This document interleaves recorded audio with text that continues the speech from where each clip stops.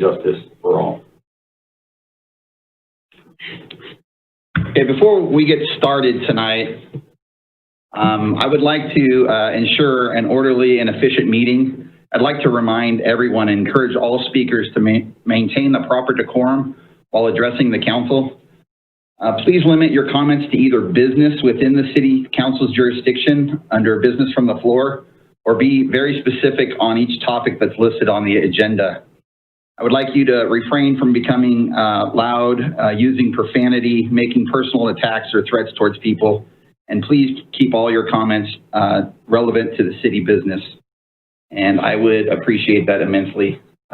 With that, we'll move to item 3, approval of the agenda. Mr. City Manager, I believe we have a few things we're taking off tonight.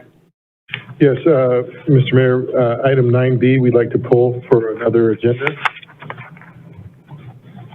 Other than that, I believe that there's some consent items that when we get to that point will be pulled. So it was 9B? Correct.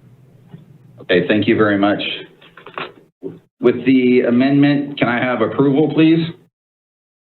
Move approval. Second. I got approval from Harris, second from Beatty. Roll call, please. Councilmember Harris? Yes. Mashburn? Aye. Sullivan? Yes. Vice Mayor Beatty? Aye. Mayor Roulette? Aye. I'll move to item 4, approval of minutes. Move approval. I got Beatty's approval, Second. and I believe that was Mashburn, if I'm not mistaken. Can we have roll call? Councilmember Harris? Yes. Councilmember Mashburn? Aye. Councilmember Sullivan? Yes. Vice Mayor Beatty? Aye. Mayor Roulette? Aye. Item 5, presentations. I see none. We'll move to item 6. I believe we wanted to pull a few items off of item 6. Yeah, I have a couple. Go ahead, Mr. Sullivan. So I would like to pull items B, D, and E. And the context, or kind of the reason I'm pulling these, is I just think they're really interesting items. And I know that the transit team has been doing some really exciting stuff with on-demand routes and looking for smaller buses and being more efficient and kind of being more eco-friendly. And I just felt like I didn't want to leave these 3 items on the consent calendar. I wanted them to kind of have their day in the sun. So I did ask Aaron before the meeting if, to be ready for me to pull D, E, and B, and really give them a good just introduction, let the public know what's going on, because I know they're doing lots of exciting stuff. That sounds fantastic. Any other council members want to pull any item off the consent? Seeing none, anybody from the public would like to pull anything off the consent? Caller ending in 211, I'll open your mic.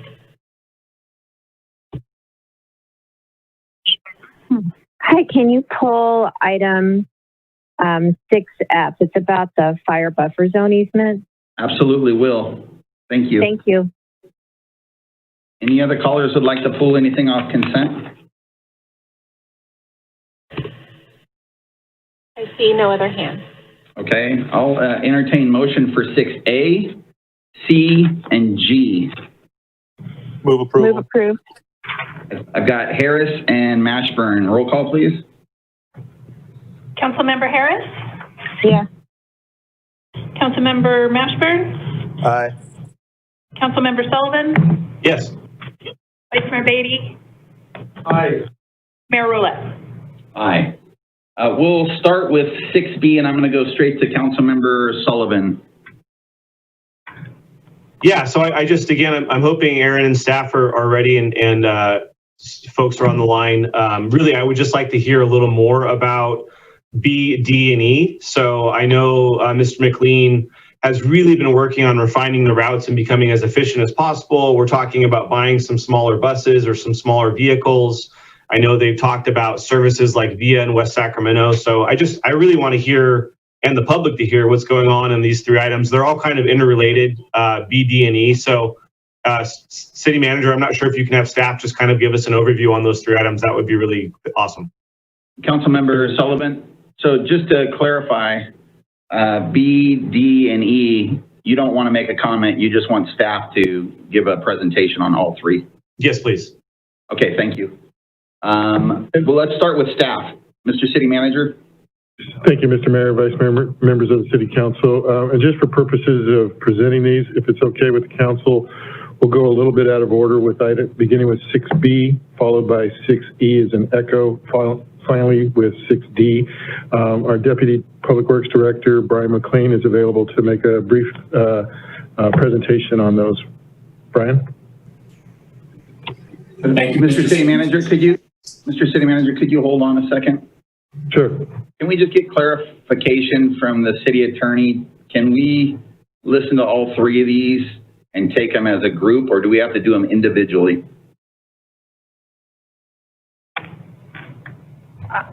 I would recommend doing them individually so that you can get the proper vote. Okay, so let's do that. Let's just start with 6B. I'll open it up to the council. I'll open it up to the floor. We'll take a vote, and then we'll go out of order to 6E, do the same, and then bring it back to 6D, do the same, and then we'll head over to 6F later. Thank you, Mr. Mayor. Good evening, Mr. Mayor and City Council members. This is Brian McLean, Deputy Director of Public Works, and with me I have our Management Analyst and Transportation Coordinator, Lori Massa. In regards to item B, consent item B, that's our short-range transit plan. We don't have any PowerPoints for this particular plan, but it is required by MTC every 4 years as a process of us being able to claim our Transportation Development Act funds and fund the transit program here in the city of Vacaville. It's a snapshot in time over the last 4 years, and also a projection into the future in regards to the city's transportation financials, how much revenue is coming in and how that matches up to our expenses and capital projects. All in all, obviously there's been some changes in the marketplace that we'll get into in a little bit, but we are fully funded. We've been saving our pennies for the last 15 years, and we've got a healthy budget. And the SRTP makes it real clear that City Coach is in a good position to be able to weather the future and make those changes to serve the citizens of Vacaville. That would conclude my presentation for item B.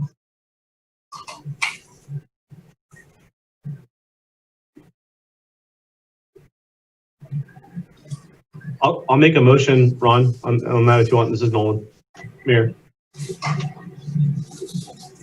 I'm sorry, I was on mute. I was going to say, I need to open it up to the public first. If there's nobody, then I'll take your motion, Sullivan. Anybody from the public? I see no hands from members of the public. I have a motion from Sullivan. Second. I got a second from Harris. Can we have a roll call vote, please? Councilmember Harris? Yes. Ashburn? Aye. Sullivan? Yes. Vice Mayor Beatty? Aye. Mayor Roulette? Aye. And then we'll jump out of order to 6E.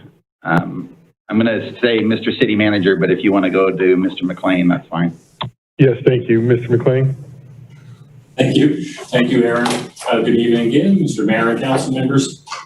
This is item E, the Vacaville City Coach Transit Service informational update. The demand for public transit is changing and ridership has been declining. If you take a look at the council packet and the attachments, you can see the many articles associated with that particular subject. With the close of fiscal year 2018, nationally, ridership is down approximately 2.7%. Between 2017 and 2018, here in the Bay Area, ridership is down approximately 5% or 27 million trips. There are many things that are contributing to this, many studies that point to various factors, with no one particular factor being the absolute cause. Quickly, some of the things that we're seeing had been indicated in the research. Low fuel costs, the expansion of the availability of driver's licenses, the advent of rideshare companies, they're called TNCs or transportation network companies like Uber and Lyft. And on that point in 2014, that year marked the real beginning of those TNC companies like Uber and Lyft. Next slide.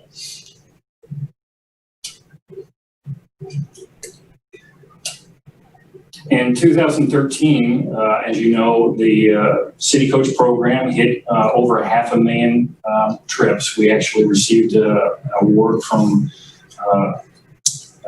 Mr. Frazier for that particular milestone.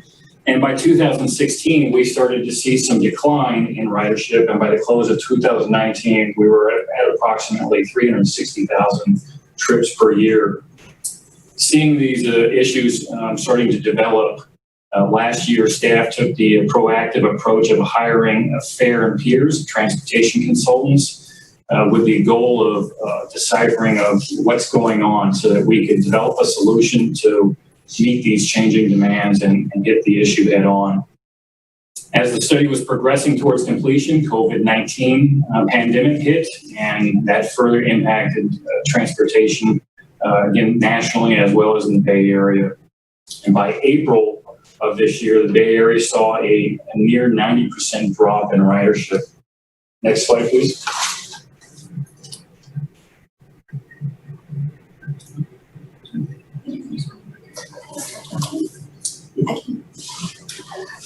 This is Lori DeMassa, and I'm going to go ahead and finish up the presentation for today.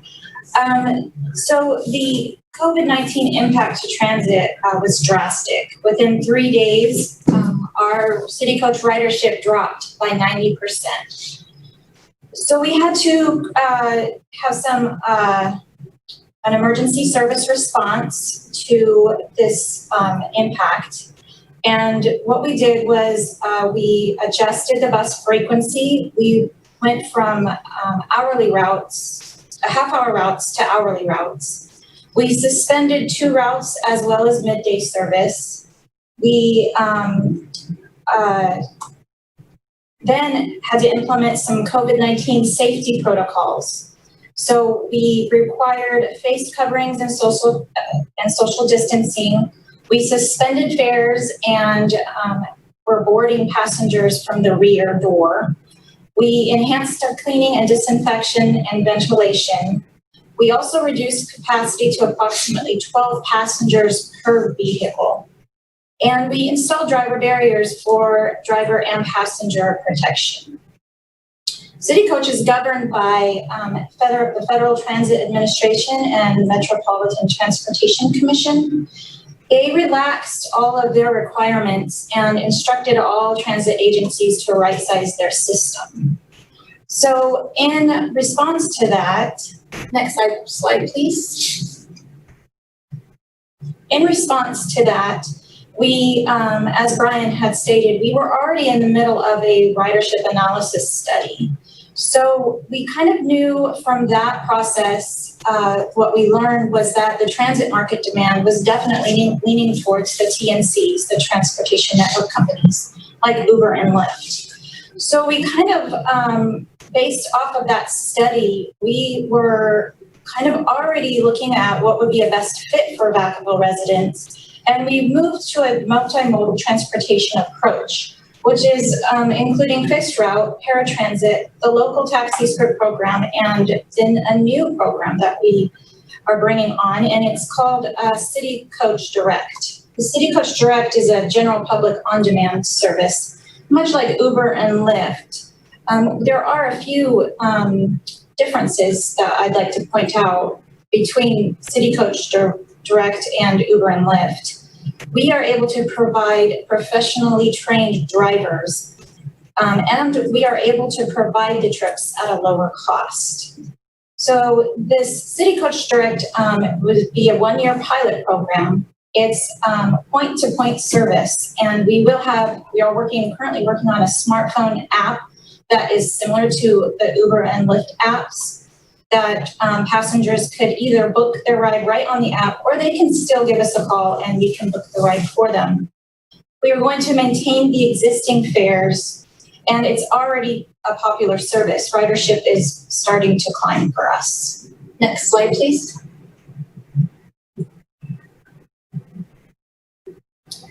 There will be no impact to the general fund, as Vacaville City Coach is funded through the State Transportation Development Act, the Federal Transit Administration, and collected fare revenues. Next slide, please. And this is just for informational purposes. Thank you very much. Anybody from the public that would like to speak on this item? Julia Robson-Thomas, I will open your mic. Hi, everybody. I have no comment other than to say that this is an excellent program and I'm fully on board with it. That's all. Thank you very much. I appreciate it. Any other callers? I see no additional hands from callers. Okay, I'll close the public comment and entertain motion from the council. I'll move it. I thought it was informational only, but I did have a comment if you don't mind. Is this Harris? Yes. Yeah. Go ahead. I'm sorry. So, I just wanted to say that I'm really proud of the way the transportation arm of the city of Vacaville has pivoted and done so in such a way that really is extremely service oriented towards our community. So I really just want to say congratulations.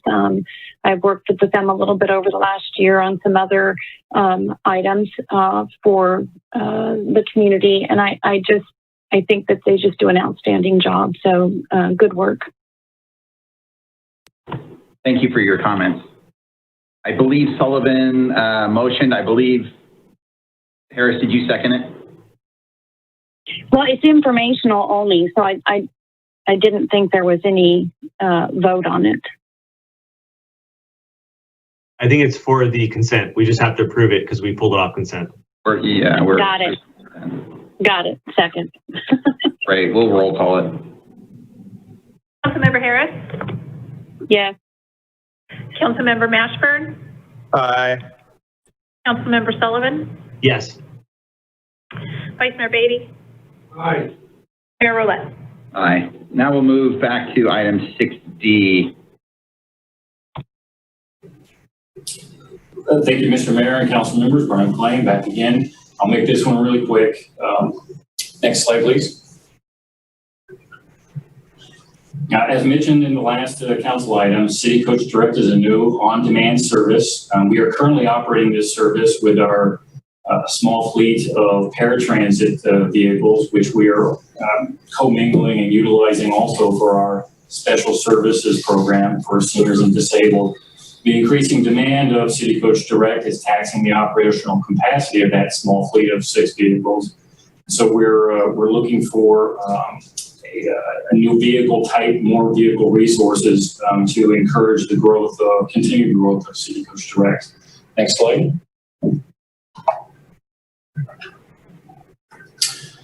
Transit staff went out and looked at various vehicle alternatives and selected the Dodge Grand Caravan. This was the best match of vehicle for comfort and ADA accessibility, as well as cost, both short-term in the initial purchase cost, as well as long-term maintenance. There is a current CalAct cooperative purchase agreement that is available, and like a lot of these agreements, it allows the city to leverage those larger purchasing agreements, which brings us a lower cost per unit. The total cost of 4 vehicles, which is what staff is looking for, is $226,691.78. And this purchase would be derived from our TDA funds, our State Transportation Development Act funds. Next slide. And here is the logo and the look, because we wanted to make it clearly definable and different than our standard vehicles. So we're cutting edge in the 21st century with a new City Coach logo. It's fast and shiny. Next slide. The fiscal impact, there is no impact to the general fund, and as Lori had said previously, Vacaville City Coach is funded through State Transportation Development Act and Federal Transit Administration, FTA, and collected fair revenue. The cost is $226,691.78 for the 4 Dodge Grand Caravans, and again, they will be purchased entirely through our TA funds. Next slide. And the recommendation is by simple motion, adopt the subject resolution. And that concludes my presentation. Thank you very much, Mr. McLean. I appreciate it. I will open it up to the floor if anybody has any comments for item 6D. Mr. Russell, I'll open your mic. Yeah, I have a question about the Dodge Grand Caravan. The gentleman said it's cutting edge. Are these hybrid or fully electric vehicles? I mean, if we're cutting edge and we're looking towards the future, we're spending $200,000 plus. Shouldn't we be looking to utilize that kind of vehicle instead of continue polluting Mother Earth? Mr. McLean, would you like to answer that, please? So we did investigate the availability of electric zero-emission bus or zero-emission van type vehicles for this particular vehicle.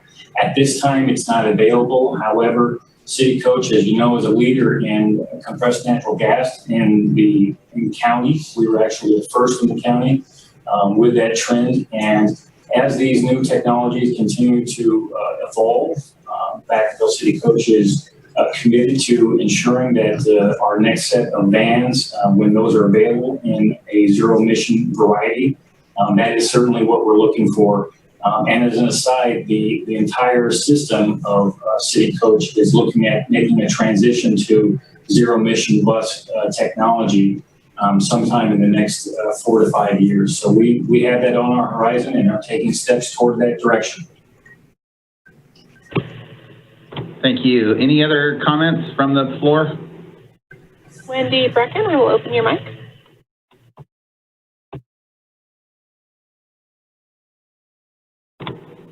Wendy, are you there?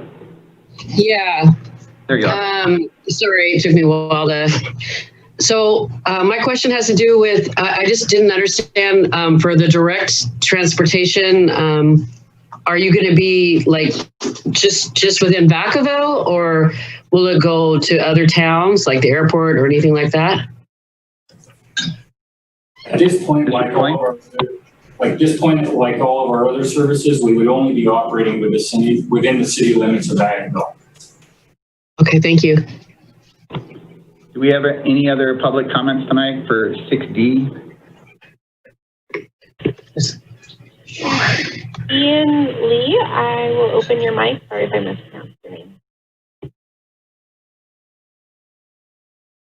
Ian, are you there, sir? Hi, sorry, I think I was still muted. You're good. Okay.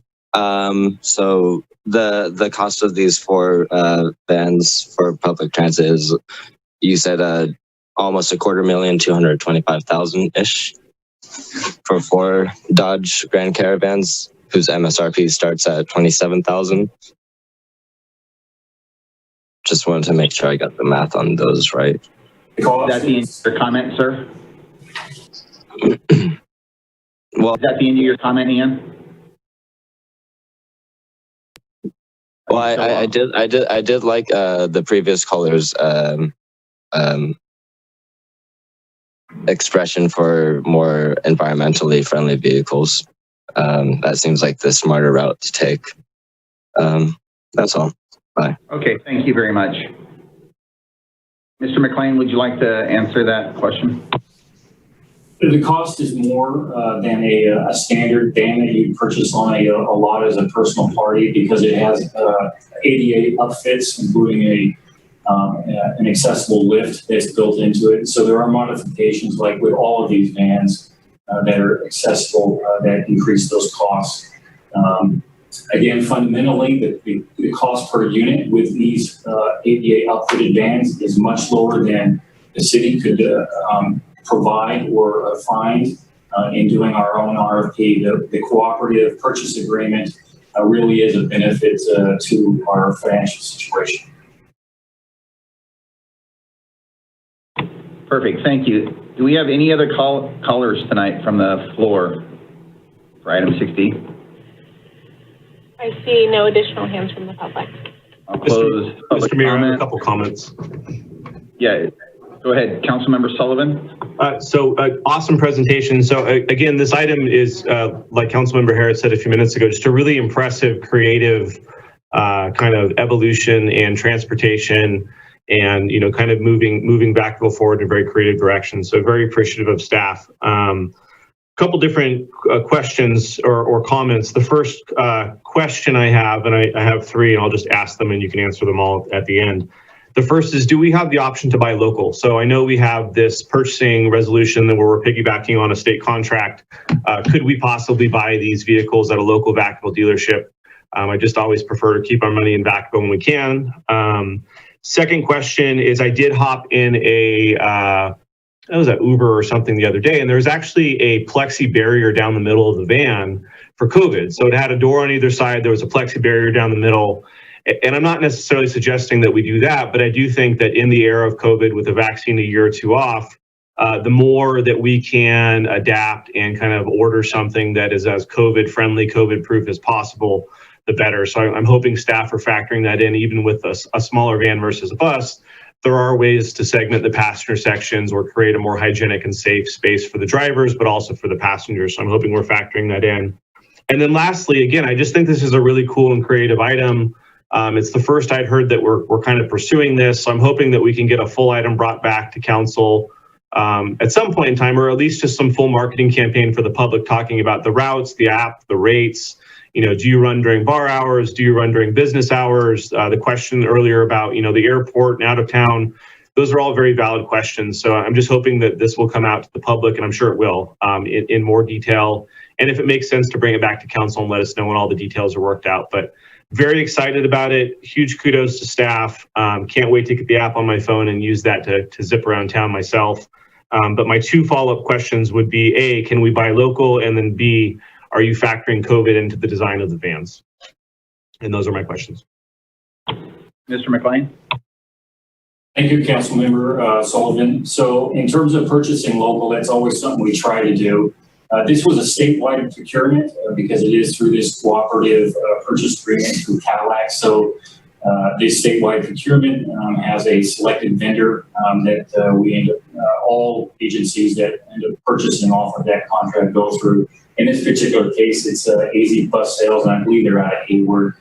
So purchasing local on this one, not so much. As far as COVID protection, that's already built in. We've been talking to AZ Bus Sales, the representative there, and these will be outfitted with COVID protections and barriers and whatnot. And finally, on future updates, we would, Lori and I would be more than happy to come back to council and provide future updates. It's a changing time. It's an exciting time. I feel that, you know, Vacaville has always been at the cutting edge of innovation on transit in the county. And I think this City Coach Direct is just another element of walking into the future and making it more accessible service available to the citizens of Vacaville. Awesome. Thanks again. Really appreciate the information. I'll entertain motion from council. I'll move it. Move approval. I got Sullivan and Harris. Roll call, please. Councilmember Harris? Yes. Mashburn? Aye. Sullivan? Yes. Vice Mayor Beatty? Aye. Mayor Roulette? Aye. Now we'll go to item 6F. And I believe a caller called in to pull this one. If anybody from the council wants to speak before the caller, I was just going to open up to the caller. Do you have the caller on the line, Crystal? Hi, can you hear me? It's Alicia Minion. Yes. Yes, go ahead. Okay, great. Great. So I actually haven't seen this before on an agenda item. At least I haven't noticed it in the last couple of years. So basically my understanding from the report is that if there's a structure that backs up to open space or large properties where there's a wildfire threat, apparently there has to be at a minimum 100 feet of non-combustible defensible space. This particular area, so I have a few questions on this particular area. I believe this is an area that was either close to the fires or was actually experienced fires in this area back in August. And I was wondering, why wasn't this fire buffer zone required in, say, phases 2 and 1? Because again, it says when it backs up to open space or where there's a large property where there's a wildfire threat. My other question is, it says it's 100 feet. I was wondering, are you recommending 100 feet or should it be more? What kind of assessment was made with regard to wildfire risk?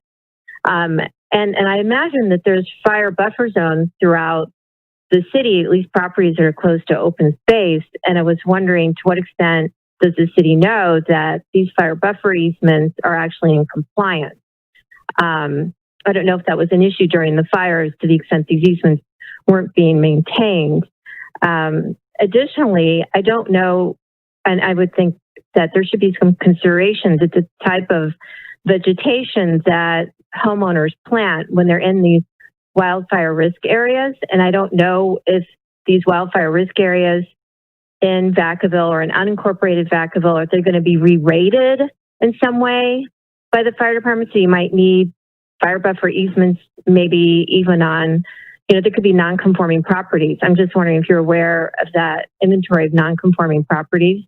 And then is there going to be any consideration about, these are new homes. Are you going to require building materials that, like maybe you would prohibit wood siding, for example, or wood decks, things that can catch fire very easily.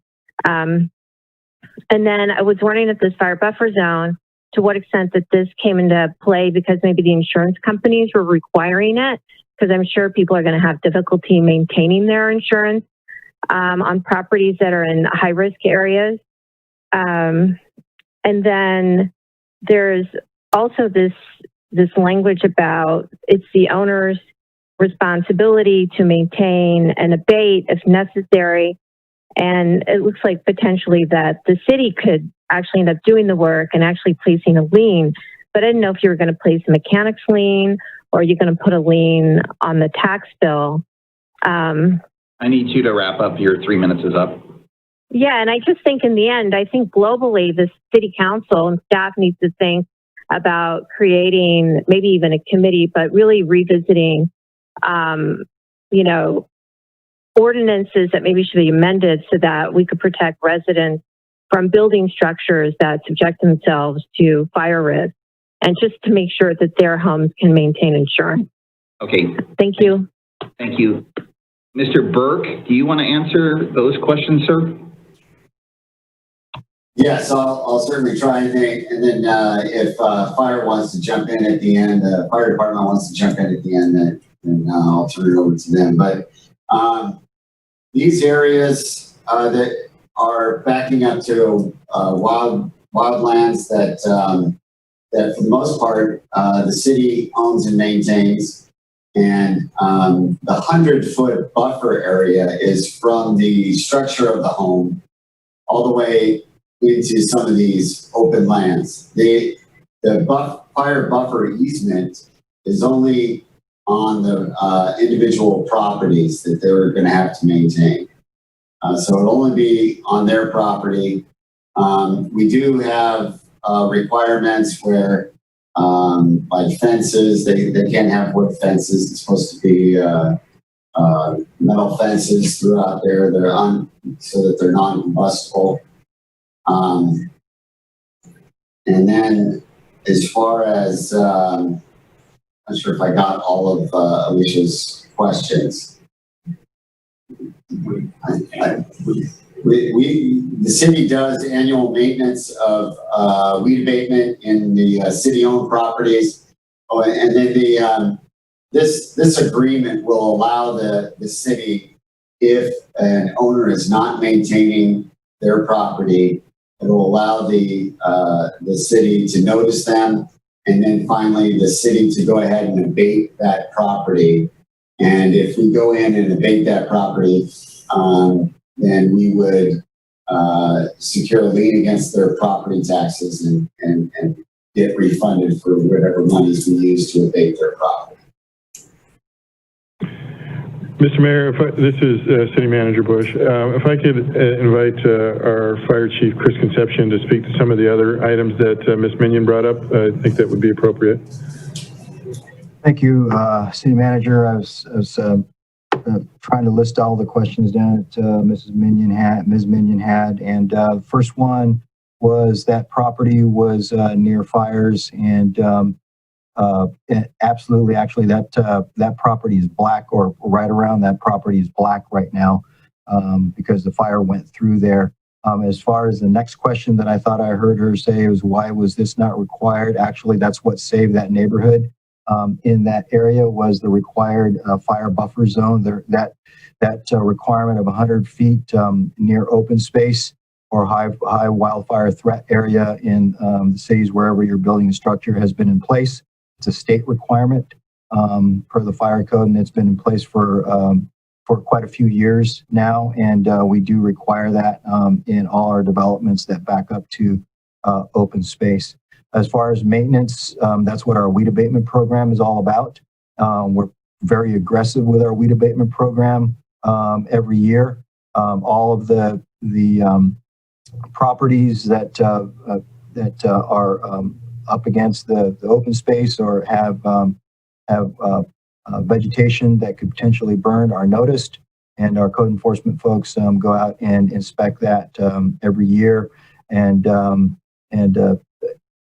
the property owners are made to come into compliance. As far as the easement, yes, if we will work with the property owners, and if the emergency condition continues after repeated contact with the property owners, and they have not done the work, then that's what this agreement allows the city to go ahead and make access to the property to abate the emergency, and then the property owner will be billed for the work that the city had to do to abate the emergency.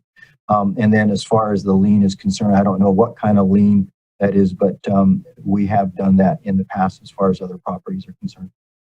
And I hope I answered all the questions. Thank you. And Ms. Minion, if we didn't answer all the questions, please give the chief a call tomorrow, and we'll make sure that we get the rest of them answered. Anybody else, public floor? Mr. Russell, I will open your mic. Yeah, I was confused, or maybe I missed something. On the agenda that I have, 6F was referring to the Edward Byon Memorial Justice Assistance. And then on here, it's dealing with the buffer zone. Did I miss something? Yeah, 6F is authorize the fire chief to execute a private fire buffer zone. Huh, okay, because I was under the impression that you guys asked for 6F to come off, and 6F, like I said, on the agenda I have, is for the other item. So, all right, no worries. I want to speak on the other item. I don't know what item that is now, though. So that was item G, sir, and we've already passed that. All right, no worries. Okay, sir. Any other public comment? I see no additional hands from the public. Okay, I'll bring it back to the council. Anybody from the council have any comments, or I'll entertain motion? Move. I got Beatty move. Second. I got Mashburn second. Roll call, please. Councilmember Harris? Yes. Mashburn? Aye. Sullivan? Yes. Vice Mayor Beatty? Aye. Mayor Rolette? Aye. Thank you very much. We'll move to item 7. This is business from the floor. This is time to address the council with issues that are not on the agenda, but that are within the subject council matter jurisdiction. Is there anybody on the phone tonight? Wendy Brecken, I'll open your mic. Hi, I'm Wendy Brecken. I was wondering if the committees that meet with 2 council members are they available for the public, and are they noticed? And for example, like the audit committee. Is that your comment, Wendy? Yeah, I just had that question is, can the public attend those meetings when there's 2 council members on a committee?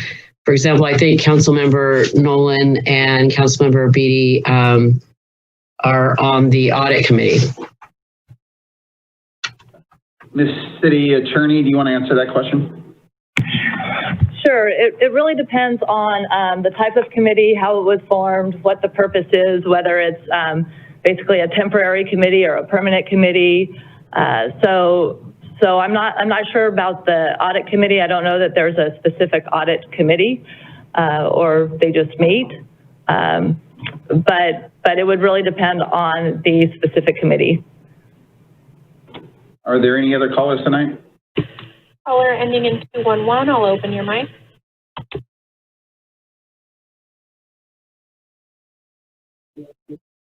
Hi, it's Alicia Minion. You know, I'm looking at Mr. Beatty's candidate statement for District 6. So I'm looking at the actual candidate statement in the voter guide. And it says, as Vice Mayor of the City of Vacaville, I currently serve the city in a number of capacities and council assignments. I serve on the City of Vacaville Audit Review Committee for the city's $200 million budget. I also have a campaign flyer that indicates also, that states that he's the Vice Mayor and serves as the City of Vacaville Budget and Audit Committee. And what I'm thinking is, if it's obviously significant because he put it in his ballot statement as a reason for him to be elected. And so it sounds significant. So it would seem to me that the public should be invited to participate. It is an important function, the Audit and Budget Review Committee. I'm not sure. I know the city attorney was just saying it kind of depends. I think she's referring to the Brown Act.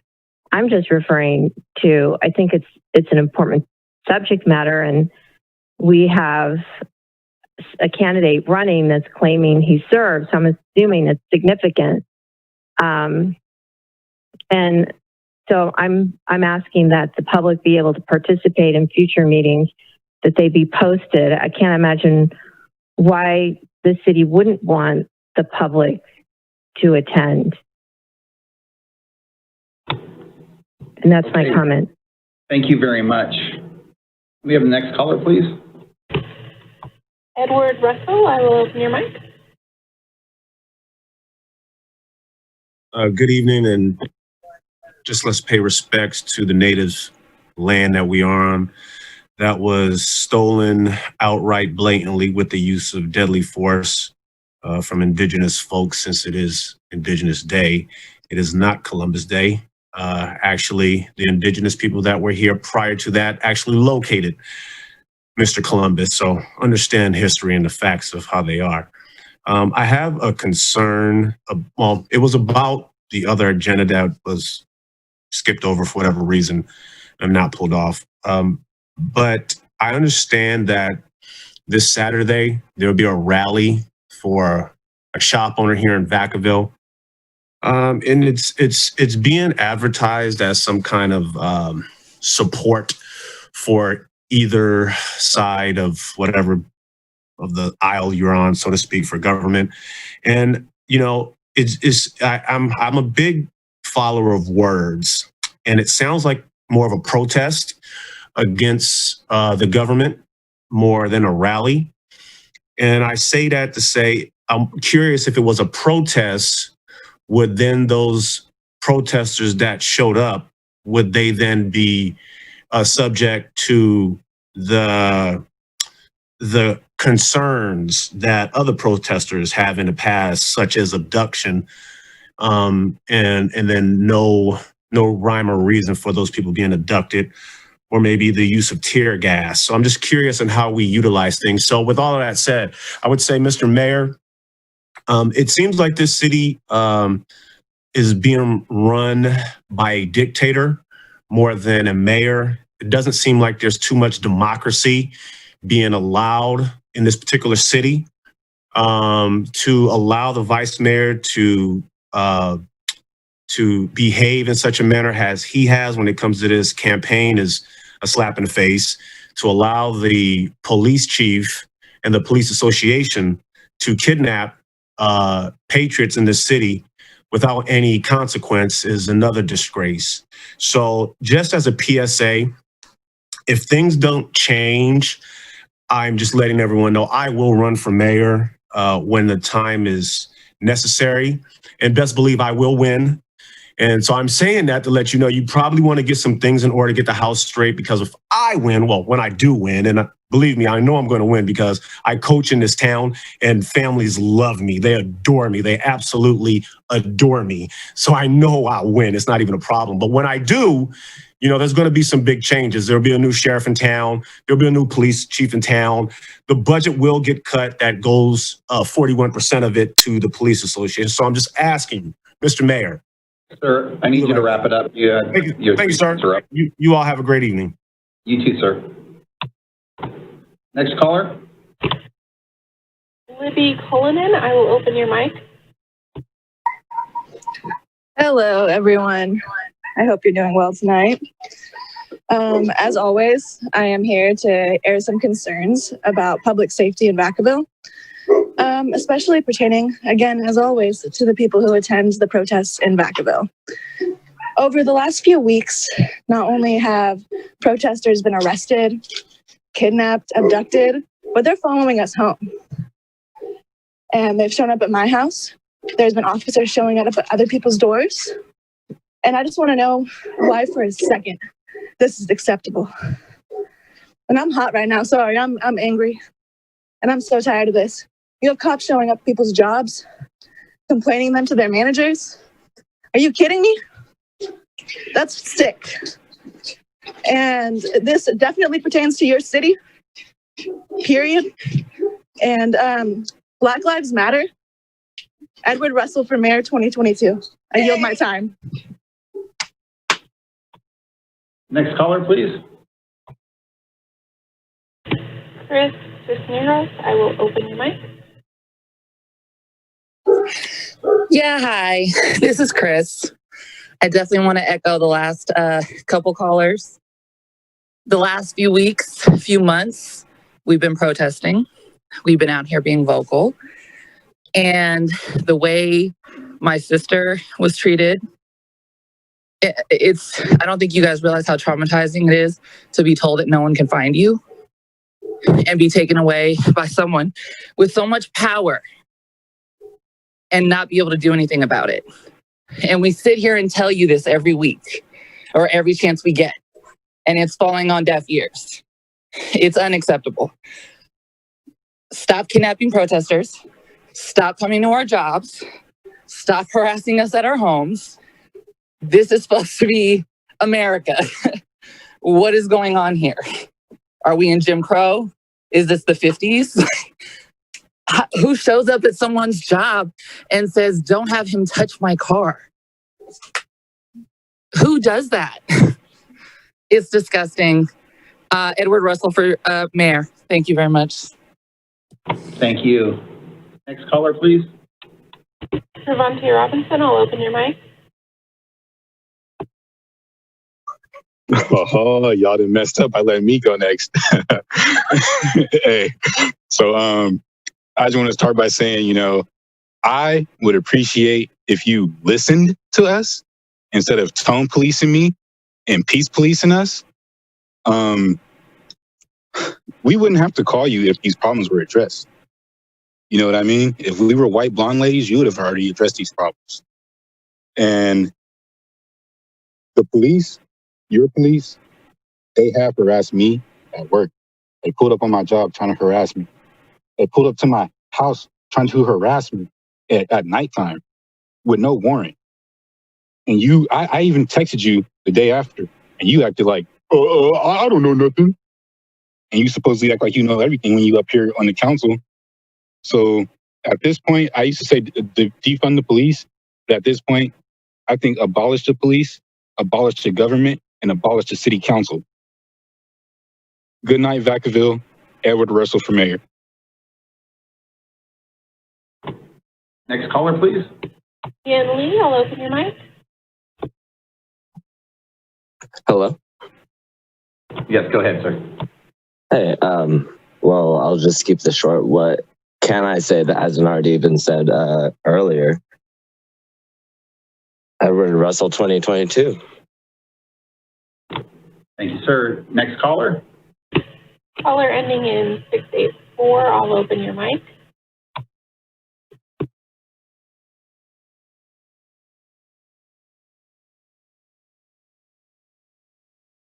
Should I go ahead? Yeah, go ahead. Yes. Yes. Good evening. My name is John McDougall. I'm actually here to talk about something else, and it's the census. And we've been the census dates have been changed so much, but we're just going to go with the impression that it's the 30th of this month. And the census, as you know, is tied up to a lot of community funding, which impacts the city of Vacaville and so many other services in the city. It's tied to millions of dollars in senior services, education, after-school care, emergency funding, transportation, affordable housing. And as many of you know, the census is only done every 10 years. And you may not know that the last day to complete the census is this month. And for right now, we think it's October the 30th, but it changes every minute. And as one of the things that you need to know is as of September the 15th, Solano County has only had a 64% census response rate. And this means that we're short. We can get as close to 100% as possible if we provide assistance. If you provide assistance by posting the census information on the city and the government websites and through your newsletters and through your elected official personal platforms.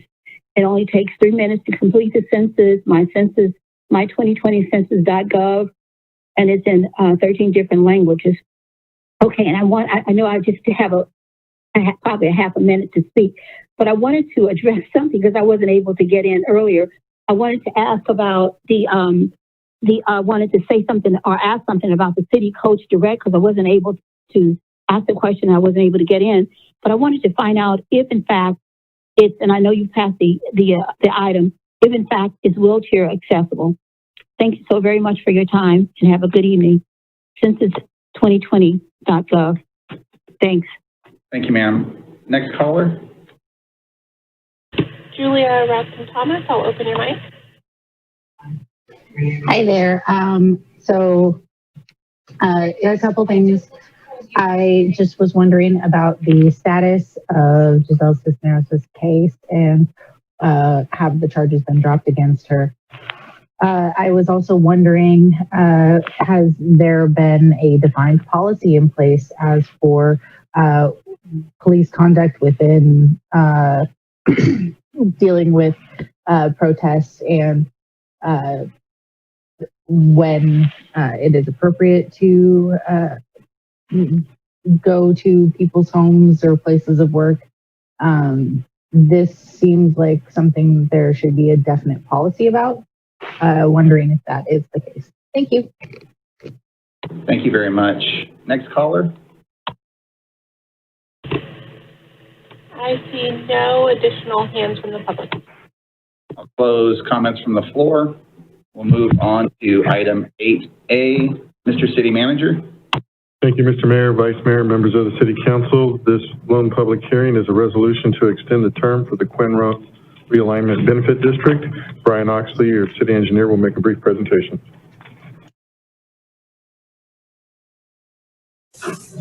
Good evening, Mayor and City Council members.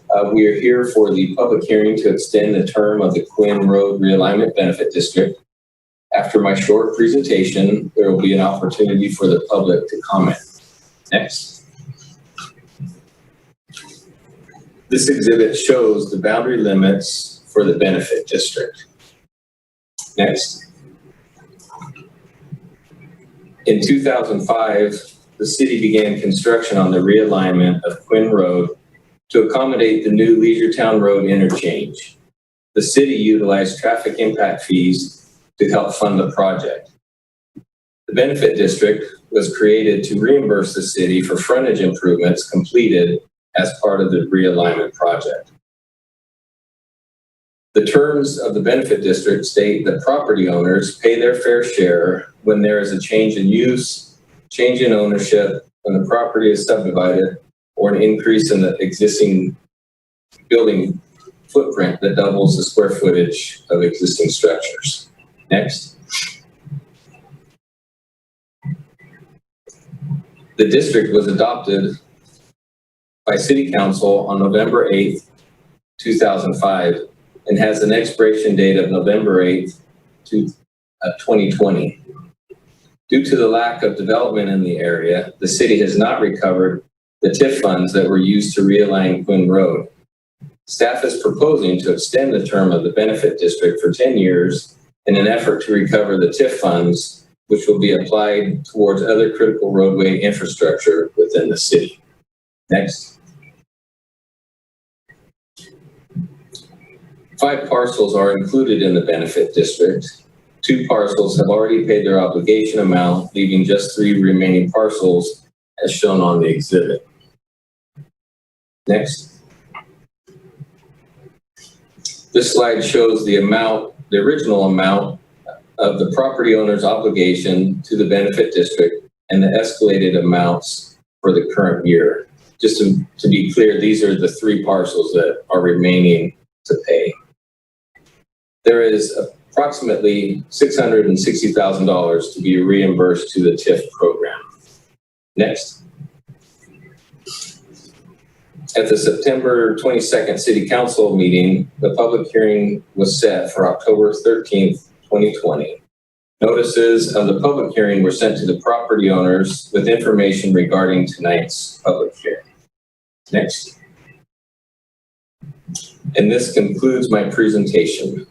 Are there any questions? Does anyone on the council have any questions? We'll open up public comment. I see no hands from members of the public. We'll close public comment, entertain motion. Move approval. I got Beatty and Mashburn as a second. Roll call vote, please. Councilmember Harris, Yes. Ashburn, Aye. Sullivan, Yes. Vice Mayor Beatty, Aye. Mayor Roulette. Aye. We'll move to item 9A. Mr. City Manager, would you start us off, please? Certainly. Thank you, Mr. Mayor, Vice Mayor, members of the council. This is a resolution approving the application for a statewide park development and community revitalization program grant funds, otherwise known as Prop 68. Our Housing Services Director, Emily Cantu, will walk you through the presentation. Thank you very much. This is Emily Cantu, the Housing Services Director, and I'm happy to bring this item before you for consideration this evening. Next slide. In 2018, the California voters passed Prop 68, the Parks, Environment, and Water Bond Act of 2018. Through Prop 68, almost $4 million went to the state of California Parks and Recreation Department, who have released round 4 of the statewide Park Development and Community Revitalization Program, or SPP, grant. This is a competitive grant program to create new parks and new recreation opportunities through renovation or expansion in underserved communities in California. Staff have identified 3 potential opportunities to fund projects with this grant opportunity. Next slide. First, Trower Park. Over the last several weeks, the City Parks and Recreation Department, along with Parks and Recreation Commissioners, have conducted outreach to solicit feedback on amenities that are desired for Trower Park. Surveys have been collected, city social media outlets were used, and 9 in-person opportunities have taken place. Survey results were shared at a community meeting, which included the top 5 desired amenities that are listed on this slide. Covered picnic areas, splash pad, enhanced tot lot, skateboard elements, and a flat grass turf area. The estimated cost of these improvements is $2.1 to $2.7 million. Next slide. The second opportunity is the Brown Street development. As has been presented in the past, a draft master site plan is being prepared as part of this city capital improvement project. Overall, the development includes a city facility for the Housing Services Department, shared community meeting and office spaces, as well as an outdoor public recreation component. When the draft site plan is complete, a robust public outreach process will occur to receive feedback, including but not limited to the desired elements for the outdoor recreation area. The SPCPP grant could provide up to $8.5 million towards this $9 to $10 million project. Next slide. The third potential opportunity is the Markham Avenue South Trailhead and Rocky Hill Trail Master Plan. Attachment 2 of the staff report provides information about completed and planned improvements in the area, including the Rocky Hill Trail. Through efforts of the Youth Reach Coalition and the community, the trail was completed in 2016 and extended in 2018. A public art piece is planned through a grant that the city has received. The art piece will be selected through input and involvement of the community. Earlier this year, the Youth Reach Coalition partnered with the UC Davis team and the community to develop the Rocky Hill Trail Corridor Master Plan. A grant application has been submitted to implement a portion of that plan. The SPP grant could be used to complete the southern boundary of the trail. Together, these community-based projects form a strategic neighborhood action plan to improve public recreation facilities serving this area, the Brown Markham Neighborhood Public Recreation Improvements Plan. Next slide.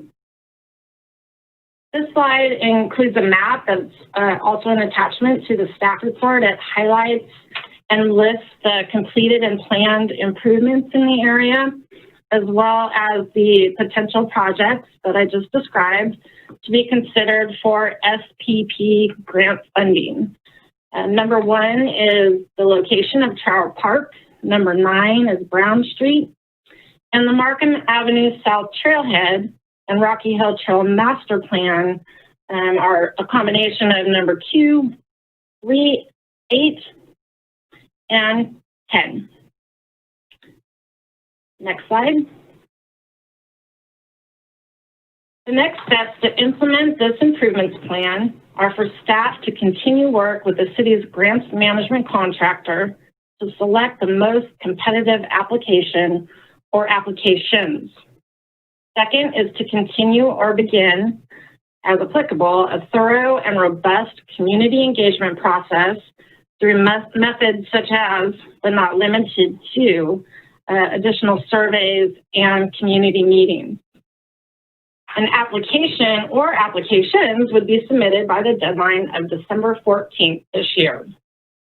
Next slide. This evening, City Council is being asked to consider approving the Brown Markham Neighborhood Public Recreation Improvements Plan, approving a resolution allowing staff to apply for SPP funds for one or more of the 3 projects described, and directing staff to pursue alternative funding sources if necessary, should SPP funding not be viable or an application is not selected for SPP funding. Alternative funding sources could be other grant opportunities, Measure M funding, or community development block grant funds. Any specific funding request that staff may identify would be presented for City Council consideration at a future meeting. Next slide. If these actions are approved this evening, specific projects moving forward will include outreach and involvement from the community, the Parks and Recreation Commission, the Planning Commission, future City Council actions as appropriate. Also, all environmental review processes and documents would be completed as required. Next slide. There are no funds requested for this item. Next slide.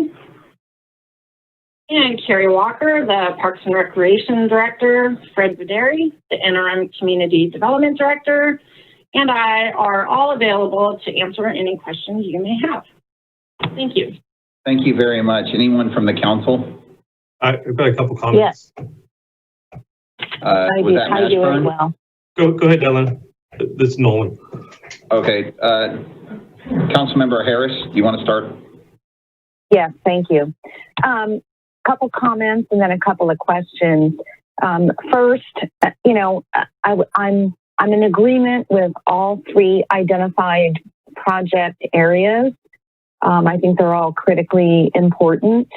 I think we all know that the Trower neighborhood has been really lacking in adequate playground facilities for many, many years. So I'm totally on board with that. The Brown Street project, there's been several sort of iterations of what that site could look like over the years. Some of the changes have come due to lack of funding available. Some of the changes have come due to the city wanting to relocate, housing department and some of the services to that area, which makes sense. But initially, back when I first got on council in the first couple of years, we talked about providing real space for that neighborhood with a gymnasium or some type of recreational facility. And, we had the downturn in the economy, things just didn't work out. And then we ended up trading some property with the county. Does that totally negate our ability to put something a little more substantial in that project that would, benefit the children? And then on the Rocky Hill, I worked with Supervisor Vasquez and the Yolo Solano Air Quality Management District to, help start the revitalization of that particular path. And, I'm in full agreement of moving forward with some funding on that. But I guess my final question would be, is the likelihood of getting the SPP, I can't remember what it's called, is the likelihood of really taking all three of those projects and, because they're the same neighborhood, does it help to bring those all three together to make that grant request? Or would it be broken up into several, three different pieces, still at the same grant request? So I'm just curious on that. And I really am curious about the Brown Street and whether there could be something more substantial there. Thank you. Thank you for your questions, Councilwoman Harris. I appreciate your comments as well. Regarding the Brown Street property, yes, there have been some various iterations, and through the SPP grant, what would be provided as the recreation opportunity, whether it's a gym or playground equipment or a volleyball court, basketball, soccer, and just throwing things out, would be identified by the community, what they would want to see there. It is part of the grant process that the amenities grow organically from the community. So that is how what would be determined to be placed there would be decided if the council agrees to go forward. And that's great. Okay, thank you. And then on the Rocky Hill, the question about bringing the projects together. So we are continuing to work with our grants contract manager consultant that the city has on board to look at exactly the best way to present the projects separately or combine one or two or all three to have the most competitive grant, which is points-based, in order to ensure our best chance for getting the most bang for our buck, if you will, the most money we can to get as much of these improvements completed in the community.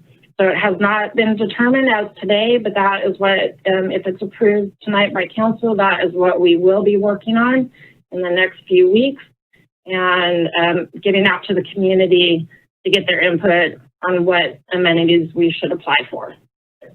Okay, and I just want to say, really appreciate the work that you and Carrie and Fred have done to outreach to that neighborhood. And I think that's going to pay off very well for the projects and, just really bring that community together in a way that hasn't taken place since I've been on the council. So really appreciate all the work that you're doing. I'm in favor of moving forward with this grant. I'm going to put that out there right now. But if for some reason, we're not successful in that grant, or you think that we need to move forward with maybe multiple grants with other entities, I'm in favor of any and all of the above. Thank you. Thank you for your comments. Councilmember, was that all you had? Yes, it is. Thank you. Councilmember Sullivan? Thank you, Mayor. So I have very similar comments, and I don't think I have a whole lot of questions, but I wanted to provide some feedback.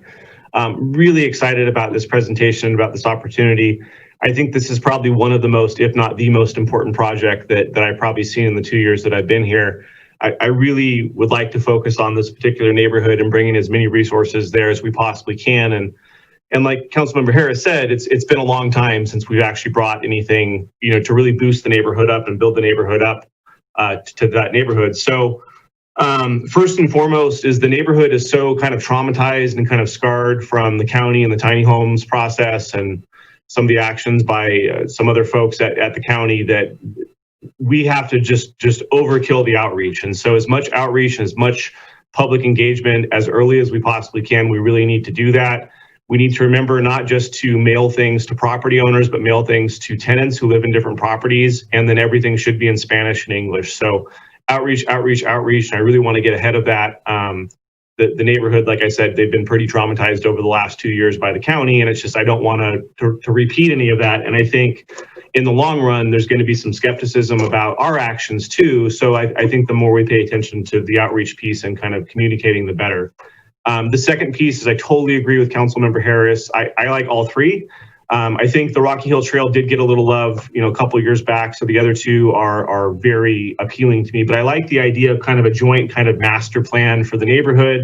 It is one of our, just hardest hit, kind of lowest income areas that just needs some support. So I am supportive of any funding means necessary. So I would love to apply for this grant. If we need to talk Measure M, if we need to apply for other grants or talk other funding, I think this should be a priority for all of us. This neighborhood needs some TLC, and I think that anything we could do to fund that, I'm 100% in support of. One of the problems that this neighborhood has in particular is just mobility issues. So if you think about a hot summer day, getting your kid to the swimming pool at Three Oaks is impossible. Getting a kid to the skateboard park is impossible. So a couple of those suggestions right on Trailer Park were spot on, and you have a lot of kids that have either single parents or working parents in this area. And with the school locking down Markham's property, there really is not a whole lot of places they can go, especially on a hot day to cool off, or if they're older kids, to go ride a skateboard or go do a karate class, or, so anything we can do to kind of bring some services that other kids have access to throughout town to that neighborhood is a top priority for me. And I really like kind of thinking that larger vision. But the mobility issues there are huge. It's almost impossible to walk to any of the other city services from there, whether it's a library, a pool, a skate park, senior center.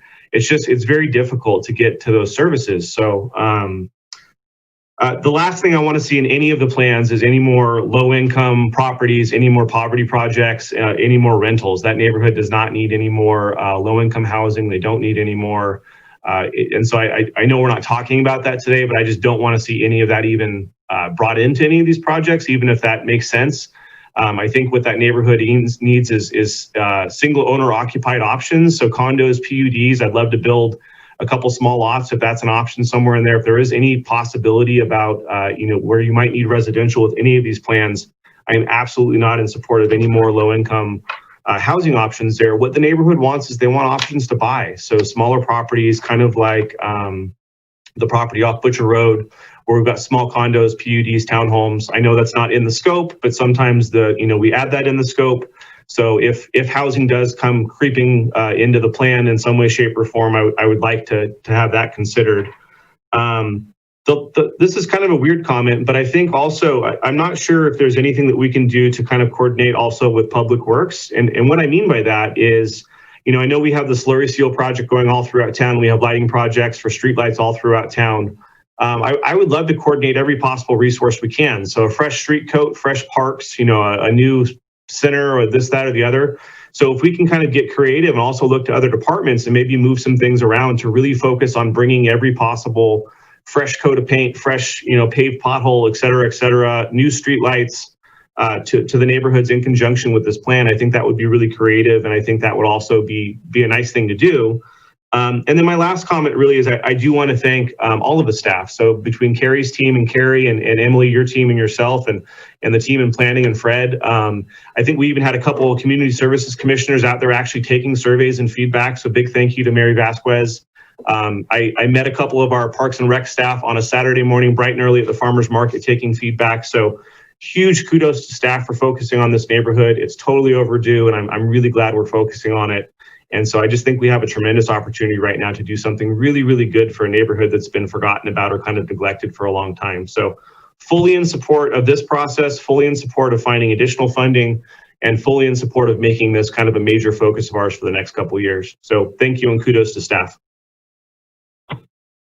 Great comments. I'm going to open it up to the floor. Any callers? Caller ending in 211, I'll open your mic.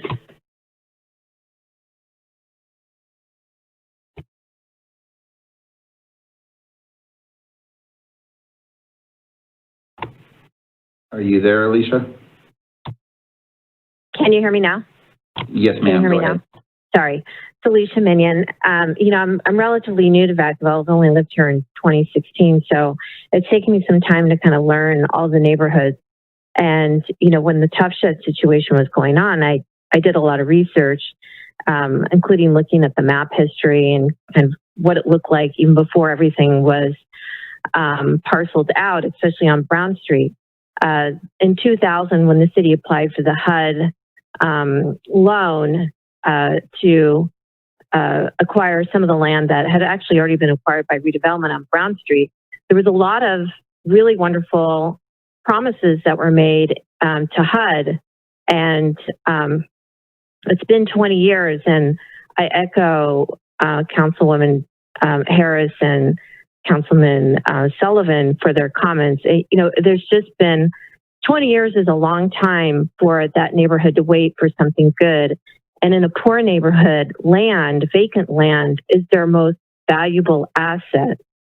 And looking at some of the deeds that were recorded at the clerk and recorder's office, they came across some resolutions that actually the city had recorded with regard to the planned project on Brown Street.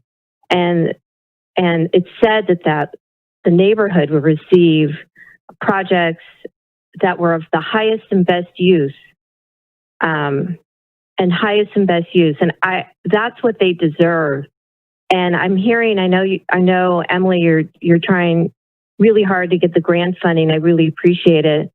But even if you don't get the grants, I mean, this neighborhood is deserving of not only the grant money, but if you can't get the grants in a timely way, throw the general fund money at it. They deserve it. The taxpayers have passed over 30 million voter-approved taxes in various forms, and there's got to be some money you can scrounge up to give them the dream that they deserve. And thank you. Thank you. Any other callers tonight? Mr. Russell, I'll open your mic. I think this is a good idea, but the fact that the words they, theirs, those folks are being used again sheds a light on the lack of concern for human beings. You know, let's face facts. Black folks and Latinos have gotten the short end of the stick. And when we have to use words like they and them and those folks in 2020 speaks volume about the city and what has been going on. And although these things are great that were brought up in these plans, again, going back to the Grand Caravan vans purchased, you know, why not think long-term, 20, 30, 50 years down the road?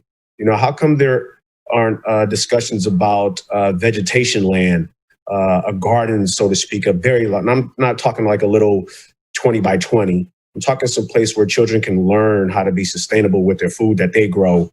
You know, maybe some area where children can build windmills to harness energy, you know, do things like that. Yeah, granted, I know they need recreation. I know children need recreation. They need to play. But in 5 years, you're probably going to be redoing the slide or the bark or, you know, just more money being put into it. Let's utilize the money, in a practical, efficient, and effective way instead of just, let's build this and build that. And no, we don't, to Mr. Councilman Sullivan, we don't need no more rental units. There's no apartments in Browns Valley. You know, those are, owner-occupied homes. Those are the things we should be pushing for long-term beneficial use for everybody. If we're going to be transparent and have real conversations, let's let every participant and patriot in this town go after the American dream, owning a home and do what's right for the future. Thank you. Thank you, sir. Any other callers? Caller ending in 227, I'll open your mic.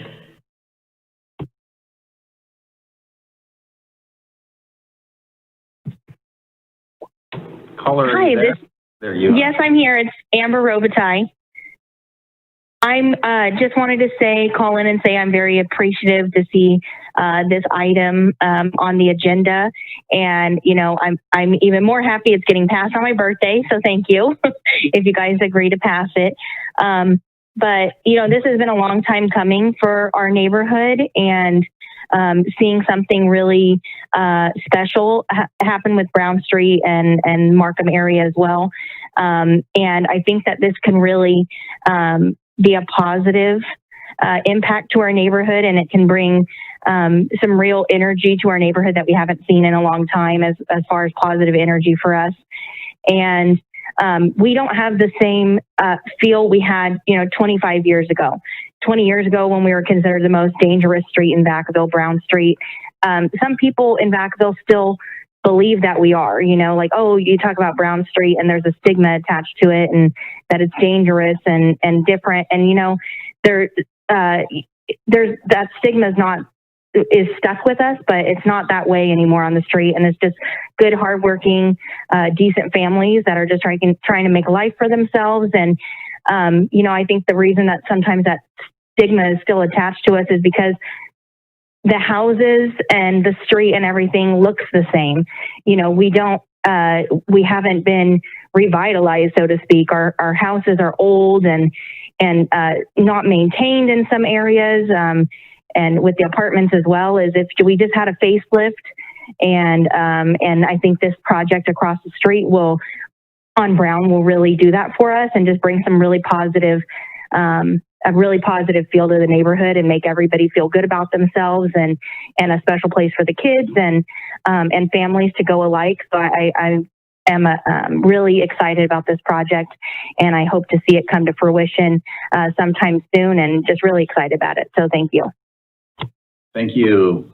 Do we have anyone else on the line tonight? I see no additional callers. I'll close public comment. I'll bring it back to the council. Entertain motion. I wanted to make one more comment if you. Yes. Councilmember Harris, go ahead with your comment. Yes, I'm sorry. I just wanted to address Mr. Russell in his comments about doing something more than just putting things up there, buildings and playgrounds.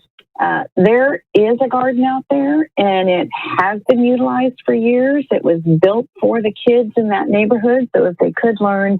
So I want to, just sort of give some reassurance to Mr. Russell that it's not just about plopping things out there to plop them out there, but our city staff and the council have been very cognizant of needs beyond just putting a playground in. So these are interesting times. I think the comments about they or them or whatever, I was talking in context of the neighborhood itself. So we are one community, but the neighborhood is unique, and it does need that extra love and attention. So with that, I think Mr. Sullivan was going to make a motion, and I'd be happy to second that. Thank you. Councilmember Sullivan, do you want to make the motion, or did you want to comment? Yes, please. I'd love to make a motion. Okay, and then I have Harris second. Can we have a roll call vote? Councilmember Harris? Yes. Ashburn? Aye. Sullivan? Enthusiastic, yes. Vice Mayor Beatty? Aye.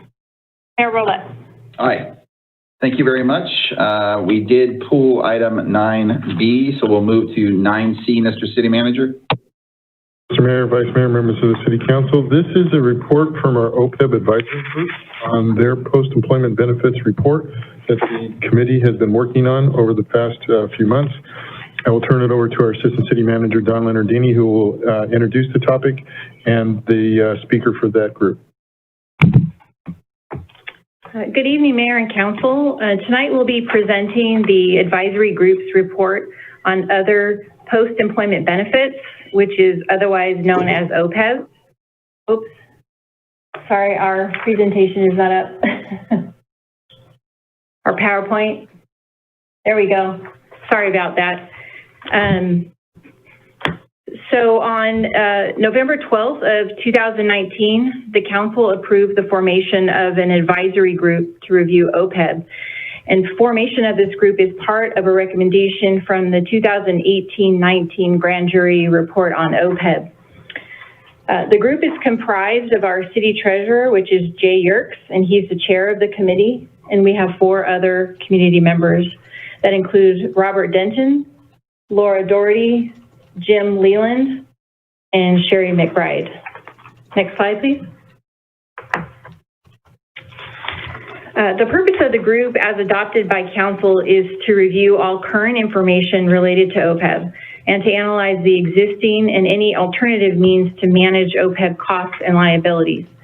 At this point, I'm going to turn it over to Jessica Bose, our HR director, to provide an overview of the process we followed with the group. Good evening, Mayor and Council. The group and city staff have met 8 times between, next slide please, Crystal. The group and city staff have met 8 times between January and September, with a brief pause for COVID of about 5 months in there. You can see here on the chart where that pause happened. Next slide, please.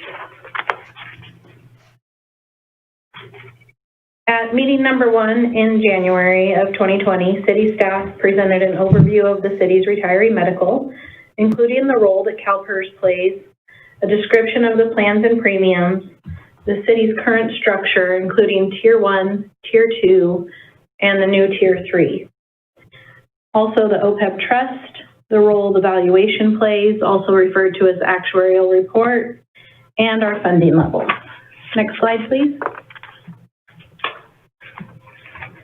At meeting number 2, a presentation by Milliman actuary Eric Goodhart was given. Milliman performs the actuarial studies on the city's plan every 2 years. You may recognize Eric's name from prior presentations he has made to council. At our January 27th meeting, he covered actuarial terminology, a review of current and past city valuations, the historical funded status, pre versus post Medicare breakdown, actuarial gains and losses. He also provided illustrative examples of potential savings under the newly established Tier 3. The actuarial report is a complicated subject matter, and Mr. Goodhart was able to spend a considerable amount of time answering questions from the group and the public that attended that meeting. Next slide, please. At meeting number 3, senior staff from Alliant Insurance Services presented on how CalPERS plans and structure compared to other non-CalPERS options. They reviewed and gave their opinion on what the city has implemented to date and provided time for Q&A from the committee and the public. Next slide, please. Meeting number 4 was a presentation by Shannon McCaughan from the CalPERS Health Program Consultation Services Department. She gave an overview of CalPERS Health Program, the pricing, the plan structure, how plan design and rates are negotiated by CalPERS, and how to exit the CalPERS Health Program. She also provided time for Q&A from the public and the committee. Next slide, please. Meeting number 5 was our first meeting following the COVID break, as mentioned earlier. So staff gave a recap of the purpose of the group, a recap of prior meetings, and we reviewed the timeline. We also had a discussion on next steps and took requests for further presentations the group wanted to see. Next slide. 2 of those items the group requested of staff were presented at the meeting on August 27th, 2020, meeting number 6. One of them was a review of the city's most recent 5-year forecast. The other was a presentation of the city's original responses to the grand jury report, as well as any updates on the items since the original responses had been submitted. Next slide. Meeting number 7 were additional requests from the committee, presentations by Keenan and Associates benefit brokers, as well as Epic insurance brokers and consultants. Both were also able to provide time for Q&A from the committee and the public. Then the group spent a little bit of time discussing the next steps for putting the recommendations together for council. Next slide. Meeting number 8, our final meeting together, was spent on preparation of the report to council. Next slide. And finally, I just wanted to give a review of the timeline. Council direction was for 120-day duration, which began on January 16th and continued through March 12th. Then we had the break for COVID of about 5 months, and we began meeting again on August 13th. So our 120 days will be reached tomorrow, October 14th. Next slide. Now I'd like to turn it over to the chair, Jay Yerkes, for the presentation of the recommendations.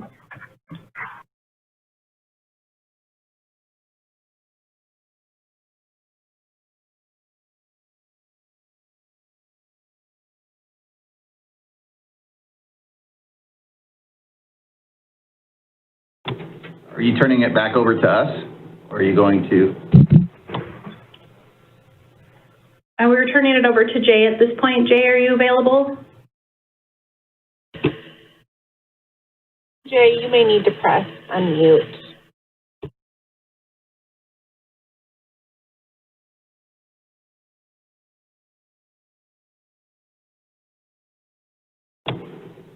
Jay, are you there?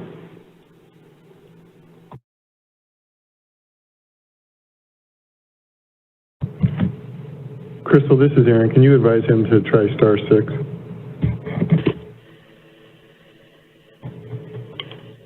Caller ending in 751. You have your hand up. There we. Yeah, that's me. Can you hear me now? Perfect. Yes, sir. Go ahead. Okay, boy, I've been unmuting for minutes here. Hi, everybody. This is Jay Yerkes. Good evening, Mayor and Council. Thank you for this opportunity. I won't take too much time here because you do have the report of the committee in front of you. I just want to highlight a couple of items here on our recommendations. We are recommending a strategic paradigm shift in regard to the city finances to ensure that we have a sustainable fiscal plan, of course. Some specifics, we envision the city pursuing the idea of transitioning its OPEB retiree health benefit from a defined benefit to a defined contribution plan. A couple other highlights in there is to consider looking into expanding the HRA, HSA, the healthcare reimbursement, healthcare savings accounts, and also consider opt-out options, cash in lieu of options. Yeah,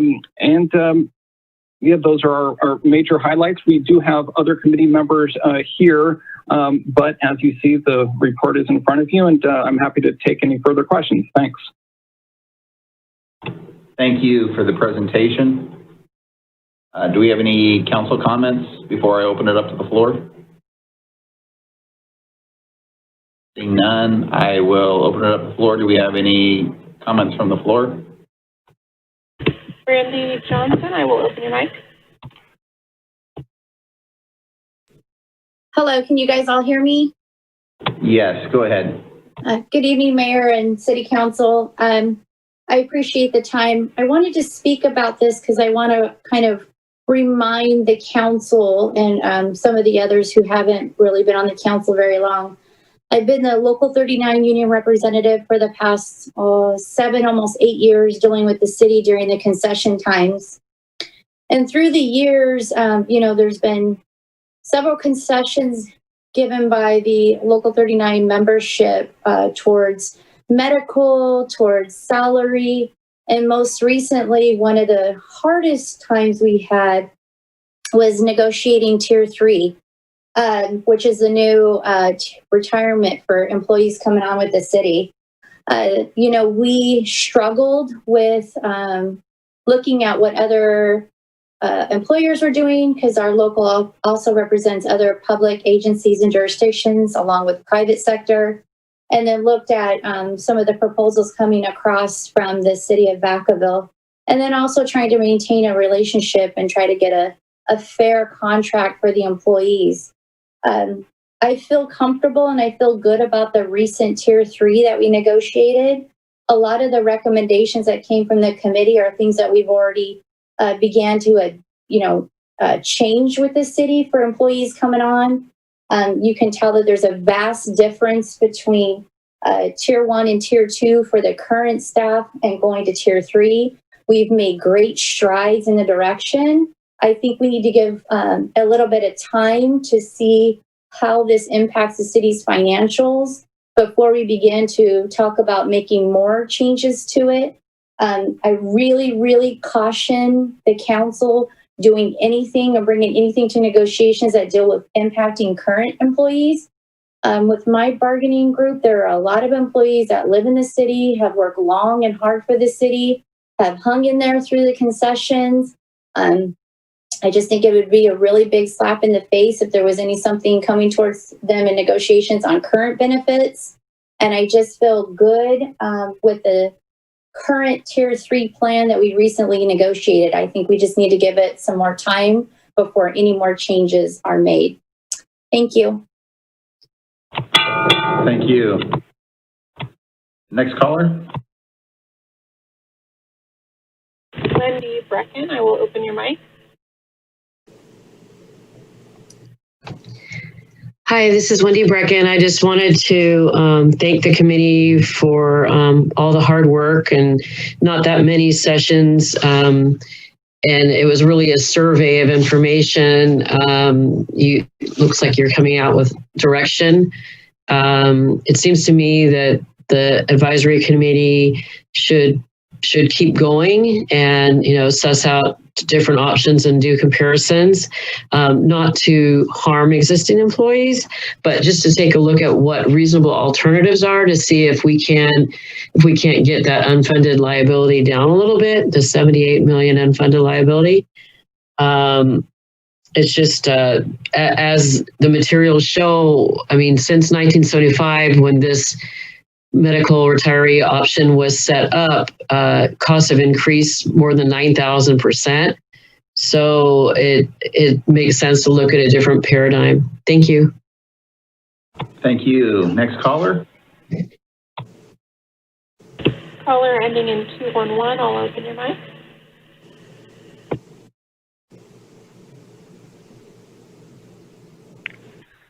Hi, this is Alicia Minion. And I want to thank the OPEB Advisory Committee for all their hard work. And I'm in agreement with their recommendations. I also want to thank staff for all the information that they provided to the committee and also allowing the public, like myself, to speak. I really appreciate all their work and bringing in third parties to kind of explain the OPEB and the benefits in such thorough detail. And I think by having a better understanding, you're able to come up with solutions where you could still keep the promises that were made to the employees, but have this come up with devise a plan to seek other alternatives to make the cost cheaper. I think the one thing that I learned that I think was troublesome is that we pay the employee spouse's Medicare for life.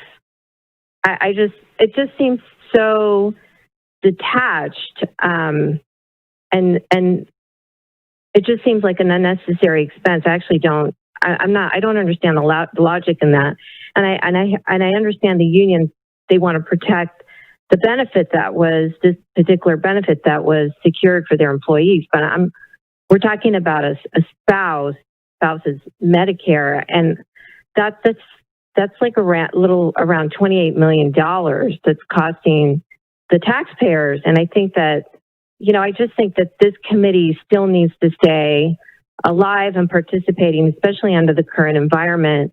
And there's so many avenues that weren't pursued by the staff prior to the creation of the committee. I really think there's an opportunity to make it cheaper. In fact, when you look at PEMCA and the participants, there's not every city is a participant. There's a reason it's very expensive.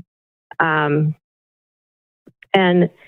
another thing is, I heard the union rep, there is something kind of interesting that I think that a process that needs to be changed. The MOUs, as it states in the staff reports, the MOUs have been approved in good faith. I just want everybody to know that council doesn't approve the MOUs when they're finalized. And the tier 3 was actually discussed in the MOU, but it said TBD, to a date to be determined.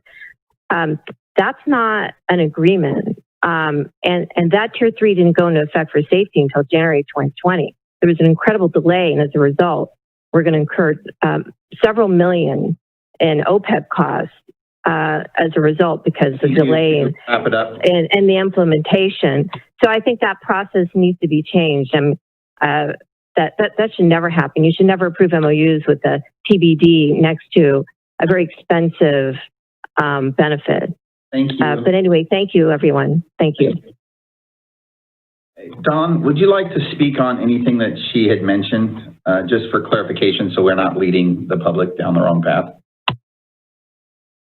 Mayor, I'm going to have Jessica Bose comment on a few of those items.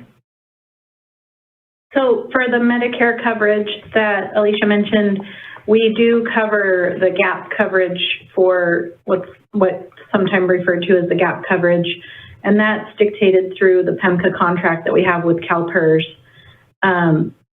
so Medicare is not covered by the city, nor do we reimburse employees for their Medicare premiums or retirees. They have to pay the Medicare premium, parts A and B. And I believe at the state level, the state actually reimburses retirees for that contribution as well. But here at the city, we do pay the gap coverage to provide the difference between the Medicare and like a Senior Advantage Kaiser plan. We pay that difference. But the retirees absolutely pay their own Medicare costs, and the spouse as well. As far as the TBD in the MOUs, that was a procedural issue because once we reached total agreement with the bargaining units, we had to follow the timeline that's dictated by CalPERS. We had to rescind resolutions that we had between the city and CalPERS, and then reduce to the PEMCA minimum, and then adopt new resolutions to address Tier 1 and Tier 2. So that was not dictated in any way by the bargaining unit. Okay, thank you. Do we have any other callers? Andy Swanson, I'll open your mic.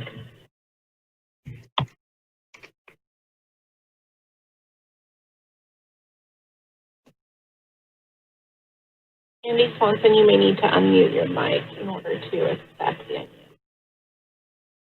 Okay, am I on now? Yes, sir, you are. Go ahead. Sorry.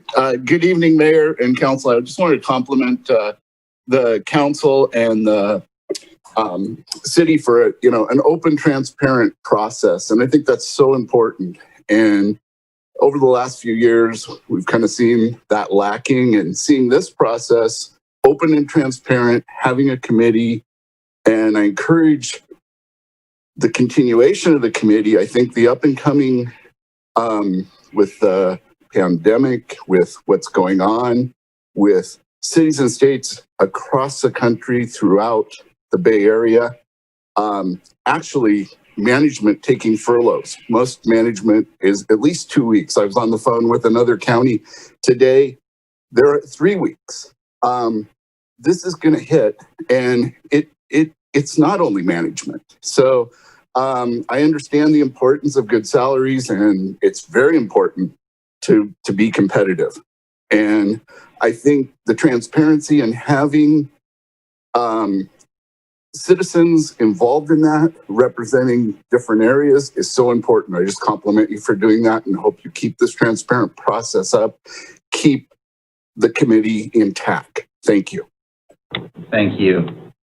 I'm going to close public comment unless there was anyone else that had called in. No additional callers. Closing public comment, I'll bring it back to council. Obviously, this is just, we're just accepting the report, but if anybody has any comments.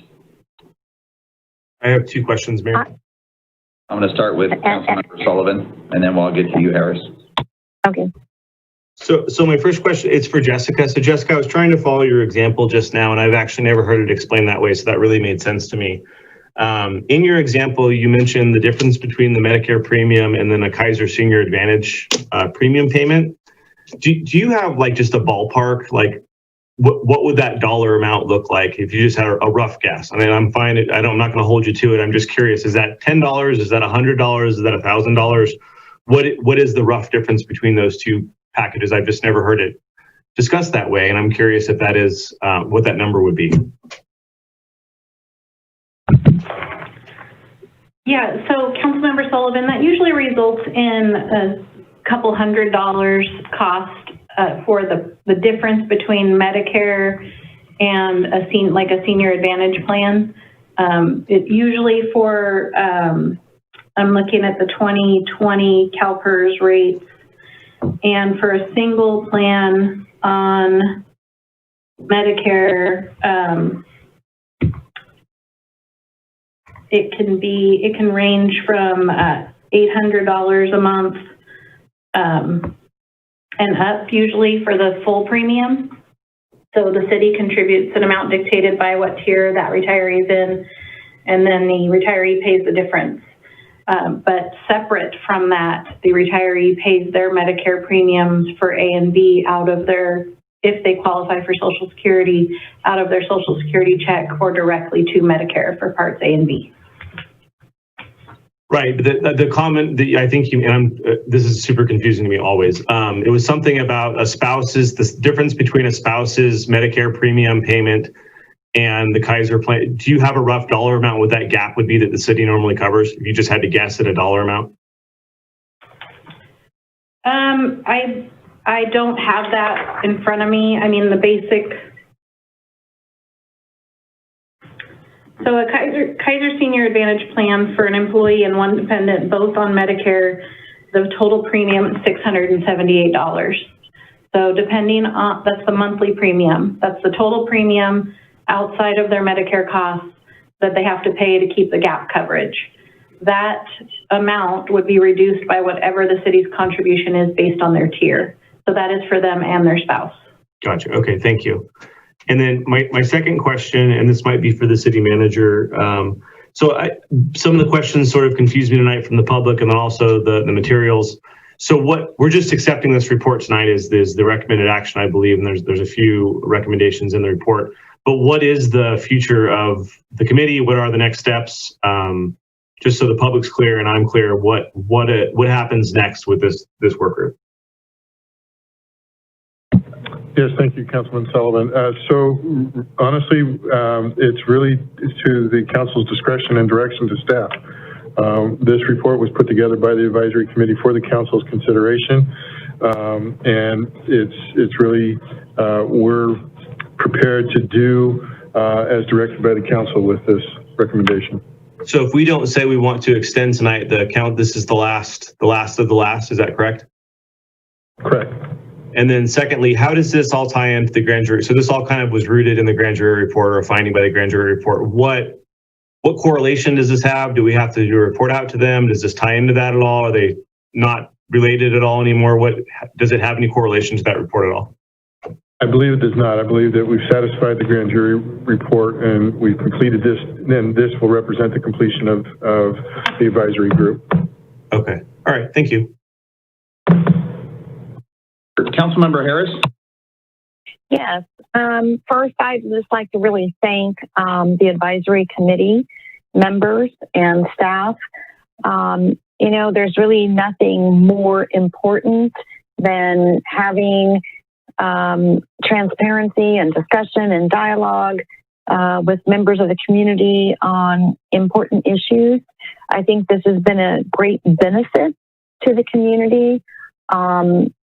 Sometimes when the city is, maybe accused of not being transparent, maybe it's, that's not really what it is, but being able to sit down and explain so that there's more time to actually delve into questions and concerns is really important. And I agree that, we're not out of the woods yet in terms of our economy, in terms of, what's going to happen over the next 2 to 4 years or longer, based on what we've been through, what we continue to go through. And so I would like to actually make a recommendation that we not close out the committee, that we accept the report, and that, we continue to allow community input as it relates to OPEB. Because the more information and the more interface that our community has, I think the better we are when we make decisions. So I would really be in favor of continuing this particular advisory committee. Thank you. Thank you. Any other council comments? I would like to say something. I do appreciate all the work that went into this group. It was unfortunate that we had the break during COVID. I think it would have been more seamless to have it all the way through, but unfortunately a pandemic hit us. I do appreciate, the transparency and bringing everyone together. I do think that we could look at an opportunity down the road. My concern is we offered this to the city of Vacaville for the 4 months, and we had applications for that. If we're going to extend it, I would like to, first, we're going to have a new council, and, you know, at least two of the council members tonight aren't going to be on the city council coming up. So I would like to give the opportunity to the new council to vote on it and maybe open it up to more members, open it up to a bigger timeline, put more defined things in there. I have no problem bringing that back, but I think it would be, it wouldn't be right for us to make a decision tonight for a council that's coming in for the next, after the next election coming up on November 3rd. But I do appreciate everything they've done. I think it's been beneficial. It's great that they were able to dive in and do what they've done. But I think that tonight, you know, I would lean against continuing it and look for the new city council to decide what we're going to do in the future. May I comment again? Absolutely. Go ahead, Councilmember Harris. Thank you. So I understand your reasoning to a certain point, but this is, and you know, the rest of the council needs to make their decision too, but this is just such an important issue that I don't think any council would turn around and say, oh no, we don't want to work on our OPEB. We don't want to have any more transparency discussions with the community about OPEB. You know, that's then, this is now. I don't see it as that defined, but at any rate, you know, it's the rest of the council that has an opinion on this too. So thank you for allowing me to voice mine. Absolutely. And I'm not discounting this group at all. I don't think that the next council will discredit this group either. I just think that it's, you know, it's going to be a decision for the next council, which is in less than a month, that will be elected, that should have the opportunity to define what they want out of the next group. We did this group, we defined what we wanted, and we got what we asked for. And I believe that we should allow the next council, especially since we're growing in size, to be able to come up with new parameters and a new direction of what they want to see out of that group. So that's where I'm going to stand on that. Mr. Mayor, this is Mitch. Oh, sorry, Mitch, go ahead. Councilmember Mashburn, go ahead. Yes, sir. I just wanted to say that I concur with the wisdom of your statement. We have the opportunity to allow for even more input with the new council that's about to be formed literally in less than a month, and have direct input from the various districts within the city, and hopefully are able to grow that committee and maybe come up with some more direction and through more input, come up with some more ideas for ways to address this issue. But I do agree with your statement and with the wisdom of putting this off for the next council.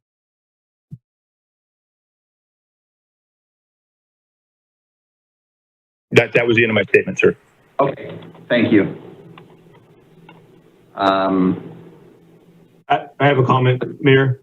Yeah, absolutely. Councilmember Sullivan, go ahead, sir. So, I mean, I kind of see both sides of the coin here. And to be honest, I could barely even remember I put my car keys the next day. So could we maybe meet in the middle, and just so memories don't fail us, especially as we do have some of our members leaving and some potentially leaving and new people coming and all that other crazy stuff. Could we direct staff to bring something back in January or February where they give the existing council and new council members a full overview on how we got here? We go through kind of the OPEB recommendations from this group again, and then revisit on whether or not we want to continue this panel. But I'm wondering if we direct staff tonight to set that for January or February. That way we don't forget, after all the excitement of the elections and everything else, we just, it's on the books and we can decide in January or February on what we want to do. And that way we don't forget. I'm going to bring the city attorney into this.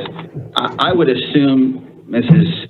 city attorney that whether we make an action tonight or we don't make an action, that in January, anyone from the new council could ask for this to be brought back. I think, again, we should wait till the new council comes in. And I believe, even if we don't take any action tonight, I believe in January or February, like Councilmember Sullivan said, he'll still be sitting on this council. He can direct staff at that point to bring it back. I don't see any problem with that at that point.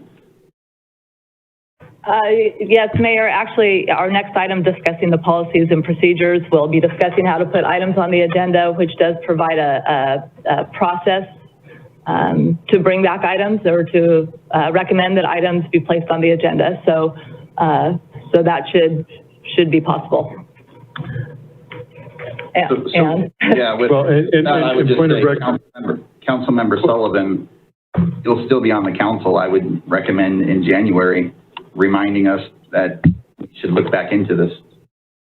Yeah, I mean, I guess I'm fine with that, I guess. I mean, every item I've tried to get on the agenda the last 2 years has not been approved. And that's kind of why we're having some of the discussions about the agenda, which is great. So it'd be great if we could do it tonight, but I do get your point. And I guess if we're going to talk about that next, I'm okay with it. I also don't see what the difference is either way, but I am excited to hear the next presentation, and maybe that'll clarify some of my other frustrations with getting items on the agenda.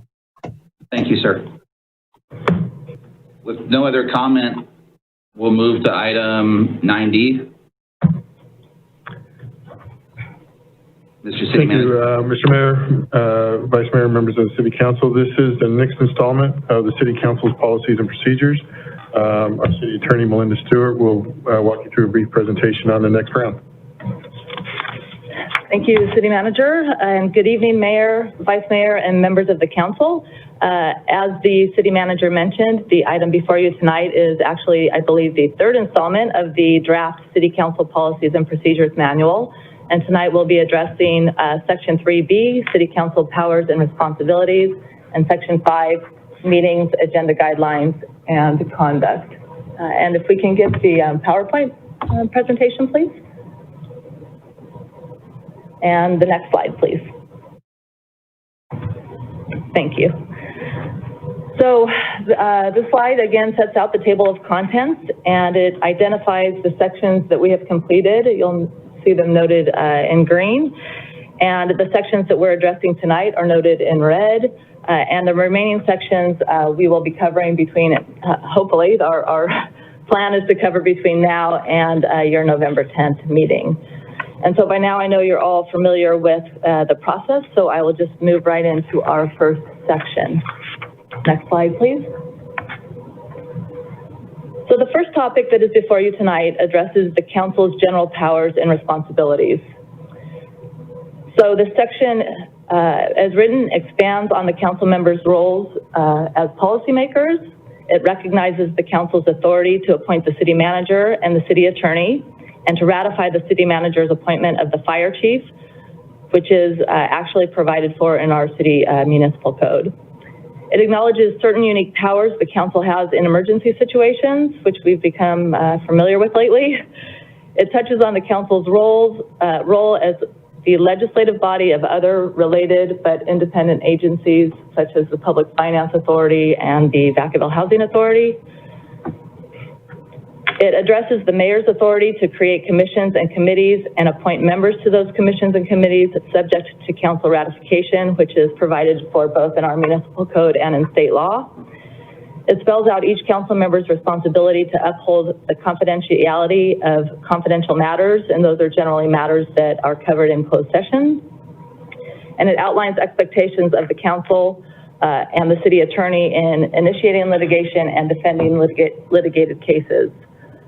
The last item that you see on the PowerPoint screen is labor negotiations, and we did want to recognize that that council as a whole and certain council members have asked that we address the council's role in labor negotiations. So this is a work in progress, and we anticipate bringing proposed language back to you at a future meeting. But we didn't want you to think we forgot about that, so we'll be coming back to you. Next slide, please.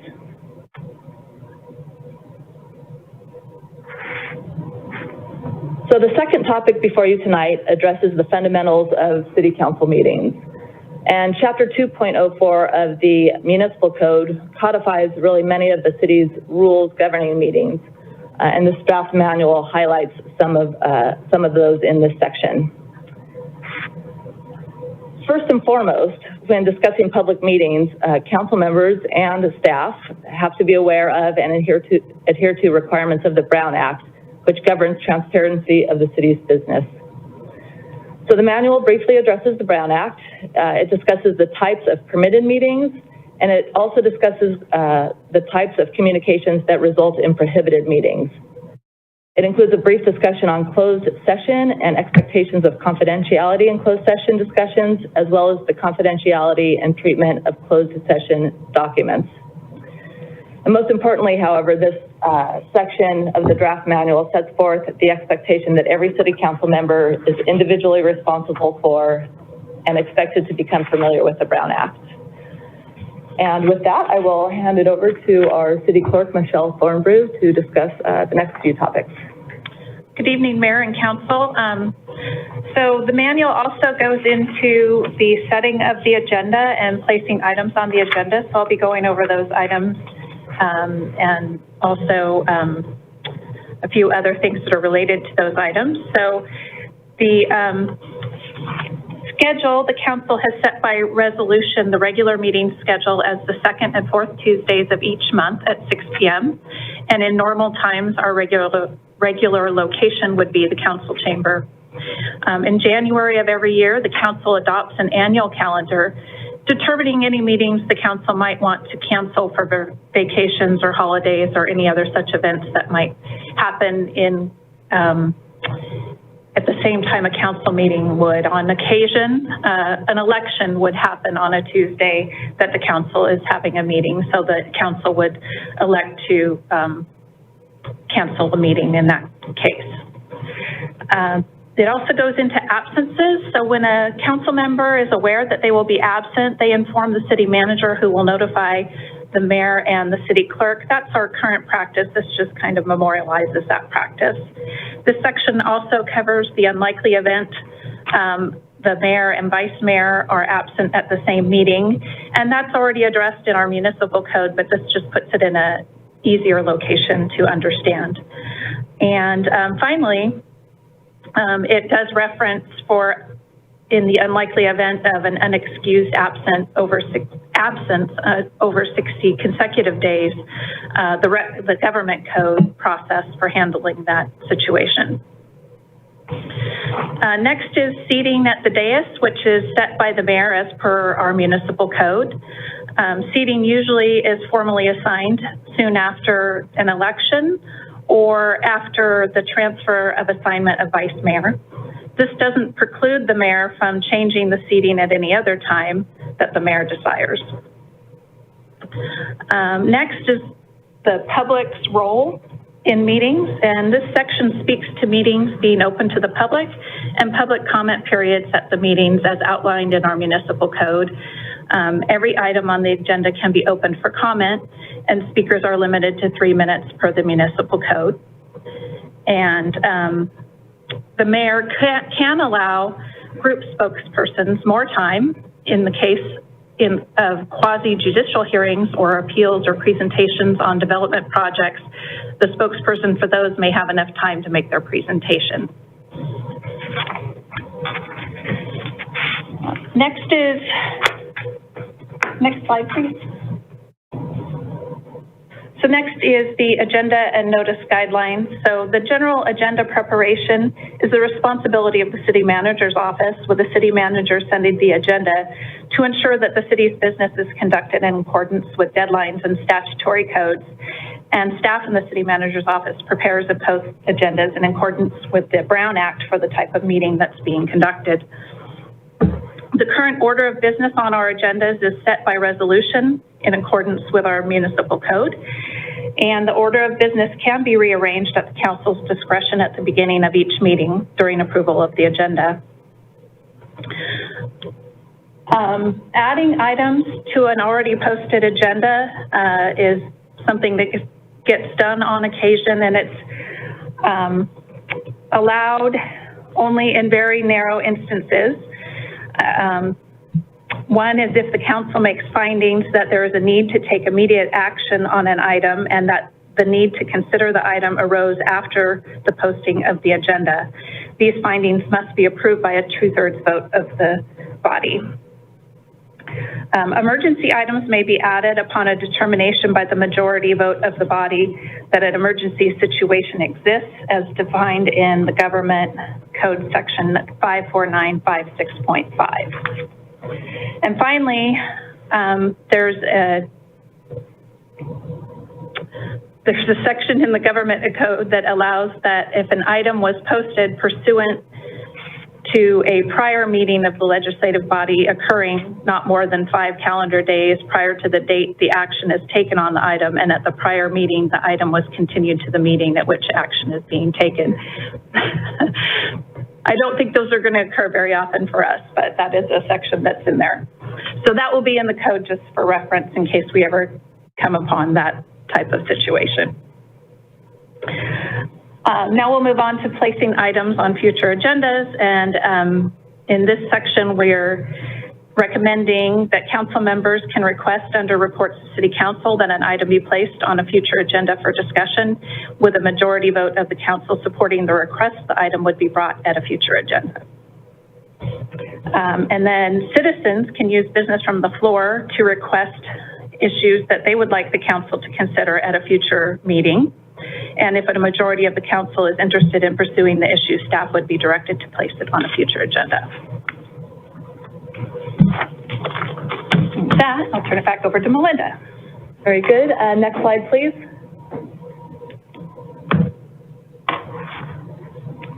So the last section before you tonight addresses the conduct of the meeting itself, of council members and the public during the meeting, and some other miscellaneous related matters. This section discusses that Municipal Code, again, Chapter 2.04, governs conduct of the meetings, and that the council has adopted Rosenberg's Rules of Order to govern all matters of parliamentary procedures that are not covered by the Municipal Code. So that would deal with the types of motions, the order of motions, and similar things. This section also addresses decorum expectations.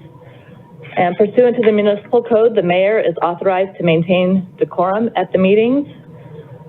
For council members, the decorum expectations are fairly simple. Be respectful of each other and the public. Don't act to delay or interrupt the proceedings. And to maintain all decorum that's expected of the public. For the public, this section reiterates the requirements in the Municipal Code that they're not to delay, interrupt, impede, or disrupt the orderly conduct of the meetings. And this section expands a little bit upon what that means, including refraining from personal attacks unrelated to job performance, refrain from use of profanity, making threats, and becoming repetitious. This section also reiterates the presiding officers, who's the mayor, is the presiding officer, authority to terminate the discussion of a disorderly speaker, and in very egregious cases, removing those engaging in disorderly conduct from the meeting. Next slide, please. And this section wraps up with a discussion of how the minutes are memorialized. There's also a brief discussion on the different types of hearings. That is, I will say, still a work in progress. The discussion of general business items and public hearings is forthcoming. But this section does provide important information on quasi-judicial hearings, where the council is sitting really as judge and jury, applying a set of facts to certain rules, as opposed to your usual role as policymakers. And it emphasizes the need in those quasi-judicial hearing situations for decision makers that are unbiased in those types of hearings. And on a related note, the final subsection explains ex parte contacts, which for your purposes are communications with people on a subject before the council that occur outside of the council meeting or outside of a public meeting. And it highlights the concerns with ex parte contacts in the context of quasi-judicial hearings and how to disclose those contacts during the hearing. Next slide, please. So those are the topics that we've covered tonight. As next steps, we anticipate bringing the remaining substantive sections and some miscellaneous items and some cleanup items to the October 27th meeting for your review. And then we would have the intent of bringing the fully assembled manual to you for potential adoption on November 10th. Next slide, please. And with that, our recommendation is to provide any directions or any changes to the contents of the two sections we discussed tonight, your draft policies and procedures.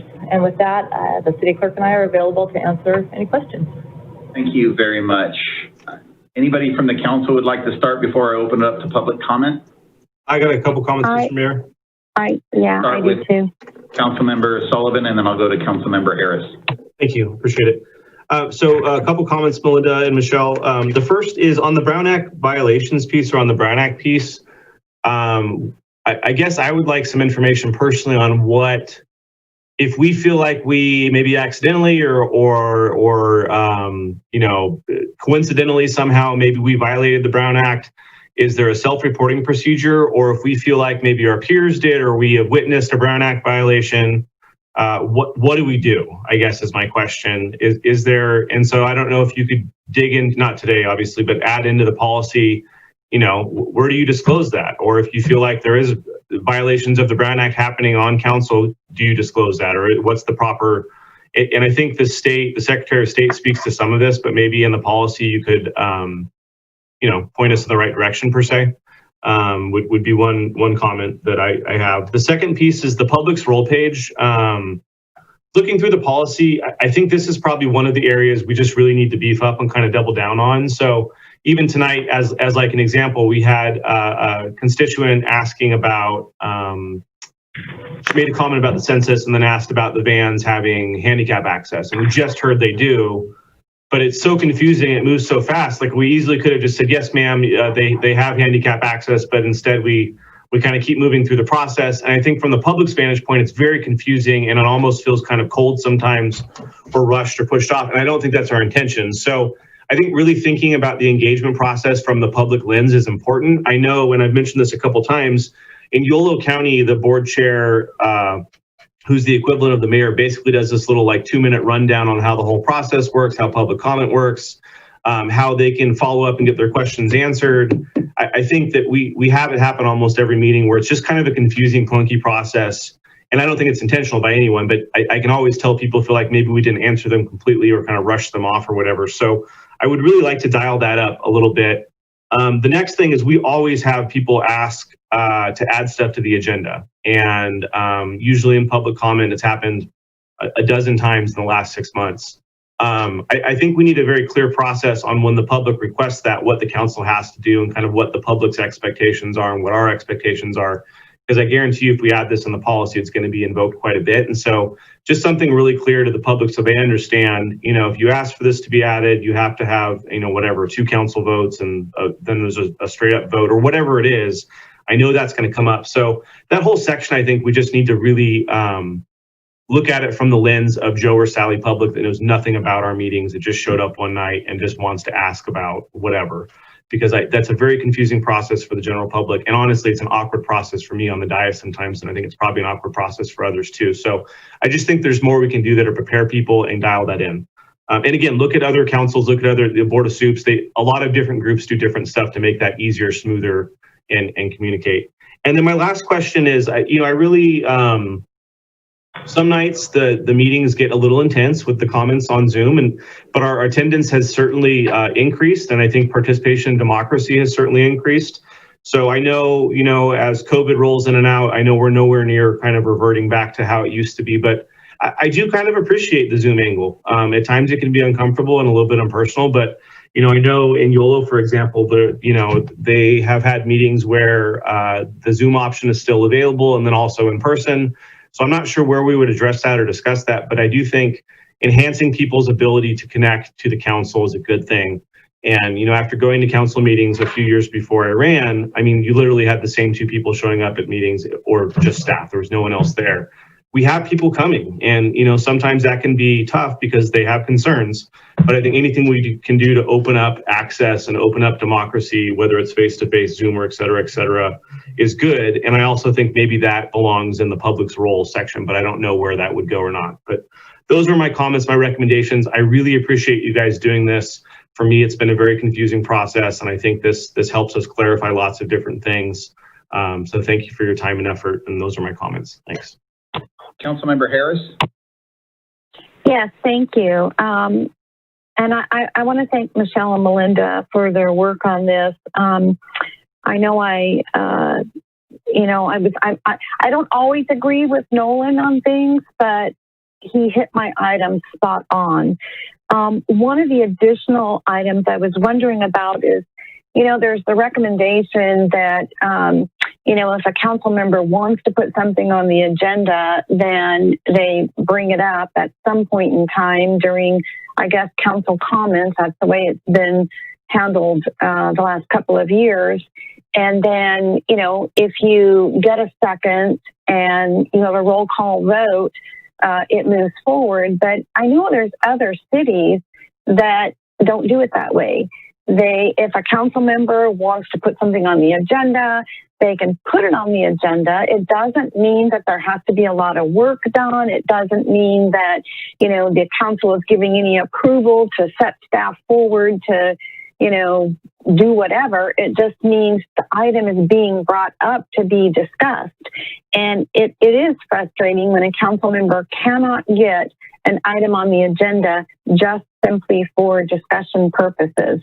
So I'd like to see, a little more time and consideration and maybe a little more effort to look at what some of the other cities are doing to allow items to get on the agenda. And I do agree on the public part of it that, it is confusing, and we do get asked multiple times to have an item put on the agenda, and it never gets discussed again. It's gone. It's like a vapor, in the wind, and it never gets brought back forward. So somehow there needs to be that ability for the public to have more interaction and discussion. I think I'll leave it at that for now, but I do appreciate everything that's been done. I just think there's probably needs to be a little more work. I do agree that we've had much more participation on the Zoom. Typically when it was in person, it was, if it was a special topic or a special item that, was really important to, a particular neighborhood or whatever, we'd get a lot of people, showing up. But otherwise, it was pretty mundane. And, now we're getting a lot of interaction. And, maybe there is a way to moving forward. I won't be on this council, but I think it would be, nice to be able to offer different options for people to engage. So, maybe having a combined Zoom in person is not is something that we could look into. Thank you. Thank you. Do we have any callers tonight? Julia Robson-Thomas, I'll open your mic. Hi, Council. So I do have a few things to note. One, speaking on things that public comments on, and we kind of get just speaking into the ether, is a lot of us had asked for an advisory board regarding these particular, actual documentations, like what are you covering, how are you covering it, how do you, so instead it's just staff writes it down and presents a couple chapters at a time to the council, and you have to go to 7-8 council meetings in order to know what's going on in this whole entire process. And it doesn't really have any sort of coherent process. But, that is one thing. Secondly, I did think that you guys had a process of only a motion and a second to put it on the agenda, but apparently you also need a majority to put it on the agenda.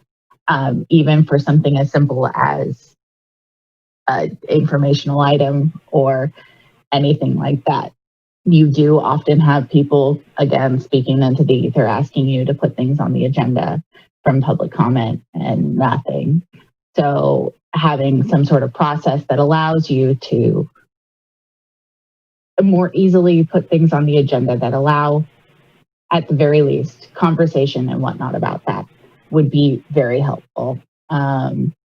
Even something as simple as just needing a second as opposed to a full majority, especially when you get to a 7-member council, that's going to be a kind of high barrier to get something on the agenda, which your normal staff items, I don't believe get, motioned and to be put on the agenda. They just get put on the agenda by staff. So that process seems flawed and should be looked at. And quite frankly, if you had an advisory committee going through this with staff while they're coming up with these bullet points, you would have had that come up, because quite frankly, it is something that many people have said. I would like to go ahead and back Council Members Harris and Sullivan regarding the Zoom meeting. Quite frankly, seeing as much participation as there is heartening for me. I love seeing it. It's been really fantastic to see people really engaged and caring about what's going on and in their city. And, as one of the few people, wrap up, please. Your 3 minutes is up. Sure. As one of the few people who actually did show up in person, I would like to say that the Zoom meetings would be great. Thanks. Thank you, ma'am. Next caller. Edward Russell, I'll open your mic. Yeah, these are all pretty good. It just kind of mind-boggling that, again, like I said before, when this first came up, that you would have to put these in place. I really appreciate the one part where it says you have to be respectful. Just take it with a grain of salt that you learned that in pre-K. But yeah, these are things that should be done. But I would like to just add, so making it, memorializing it, that how you participate in government and create bills and codes and these things like that. That's great. However, it's still not getting to the people. So I would say, why don't we can recommend something like once a year, City Council has to meet in a public agenda, or a public forum, I should say, because let's face it, City Hall is like the Wizard of Oz. No one goes there. Most people got a negative connotation toward it. So how incredible would it be to bring the democracy to, let's just say, the Nut Tree Plaza where the carousel is, so people can see it and then see what you guys are doing, or better yet, bring it to one of the high schools and have it in the gymnasium or somewhere, so our young folks can see democracy in its physical form, in a tangible form, and not just like this some crazy place where things happen and no one knows what the mayor looks like and no one knows what the city attorney looks like and everything. You claim transparency, but no one even knows you if you're out in the public. So let's be outside the box, do some things different. What has been in place for centuries is no longer viable. We have a different time. Zoom meetings are bringing people in. Let's get outside, bring democracy to the people, and stop just writing it in books and hiding it and then making it this mystical thing. Thank you. Thank you, sir. Next caller. Wendy Brecken, I'll open your mic.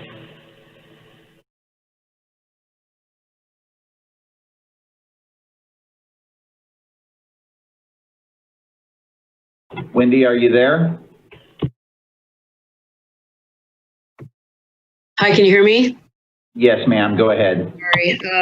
Okay, so I think with us going to districts, when we elect a city council member for each district, you would shut out the entire district if that particular council person in the district could not ask for something to go on the agenda. So 1/6 of the population would not have a voice. So I guess I tend to agree that since we are going to districts, there should be some kind of a procedure where if a council member wants to raise something and put it on the agenda, that it should be going on the agenda. Staff doesn't have to maybe prepare a presentation, but it could just go on the agenda to be discussed. So staff doesn't have to do extra work unless maybe a majority approves we two of the council people approve, whatever you think the rule should be. But it seems like we will be shutting out entire districts unless we put items on the agenda as a council member wishes. Thank you. Thank you. Next caller, please. Caller ending in 211, I'll open your mic.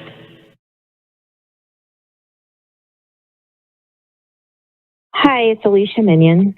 I want to thank staff for the proposed policies and procedures, and I have a couple of questions. So under the conduct of meetings, I didn't see Robert's Rules of Order, and I don't know, maybe if it's somewhere else in the policies and procedures, but I thought of that because I went back every year, all the way back to 2010, when I was looking at the way council nominated the vice mayor. And actually back in December of 2010, there was, council did vote for a process for the vice mayor in terms of, the term. It would be rotational. They follow Robert's Rules of Order. I did notice, though, in December of 2019, when Mr. Beatty was nominated and approved for vice mayor, that the Robert's Rules of Order were not followed. Specifically, the mayor didn't ask for nominations from council. He just kind of turned on Mitch Mashburn's microphone on. So I think that when you look at the different types of decisions and actions that council takes, you could talk about, you're going to follow Robert's Rule of Order, and this is Robert's Rule of Order, something along those lines. And then back onto the agenda, I agree with Wendy Brecken's comment. As long as there's a lot of work involved, I don't see the downside in just putting it on the agenda. I mean, if the other council members are not, interested, well, it'll get voted down pretty quickly. If it requires a specific research, the council members can kind of discuss it amongst themselves. So I just think when putting something on the agenda, we should have a process that encourages things be agendized, as long as they're not like completely ridiculous. And then the other thing under the Brown Act, there was some discussion about committees within the staff report, but I didn't see any discussion about what constitutes a standing committee. And that's kind of what I was alluding to when you have a candidate like Mr. Beatty making a representation that he serves on a city's audit committee, and that's the reason why he should be elected. I think that seems like it would be a significant thing and would be subject or be construed to be a standing committee. And we have lots of committees that the mayor appoints council members to participate, but the public is not invited to attend.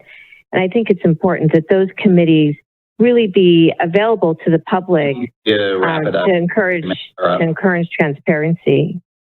Thank you. Thank you. Next caller. Mary Vasquez, I will open your mic. Hi, good evening, Mayor and council members. Again, I just want to thank staff for this document and again, plug and reiterate the need for this type of policy and procedure manual for the commissions as well. And some things that I've noted participating via meetings and Zoom and looking at these newly proposed sections. I do have some feedback, specifically section 5A.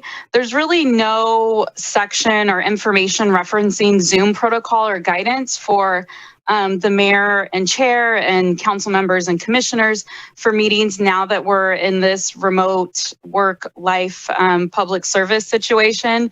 And as a commissioner, I've definitely struggled with participating via Zoom and really not wanting to interrupt others or the chair.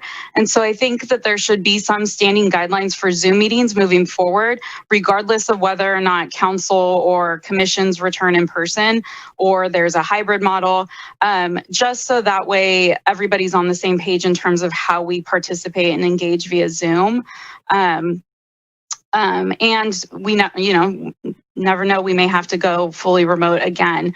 But for example, like, do we as members use Zoom features or just interject using Zoom features like raising hands?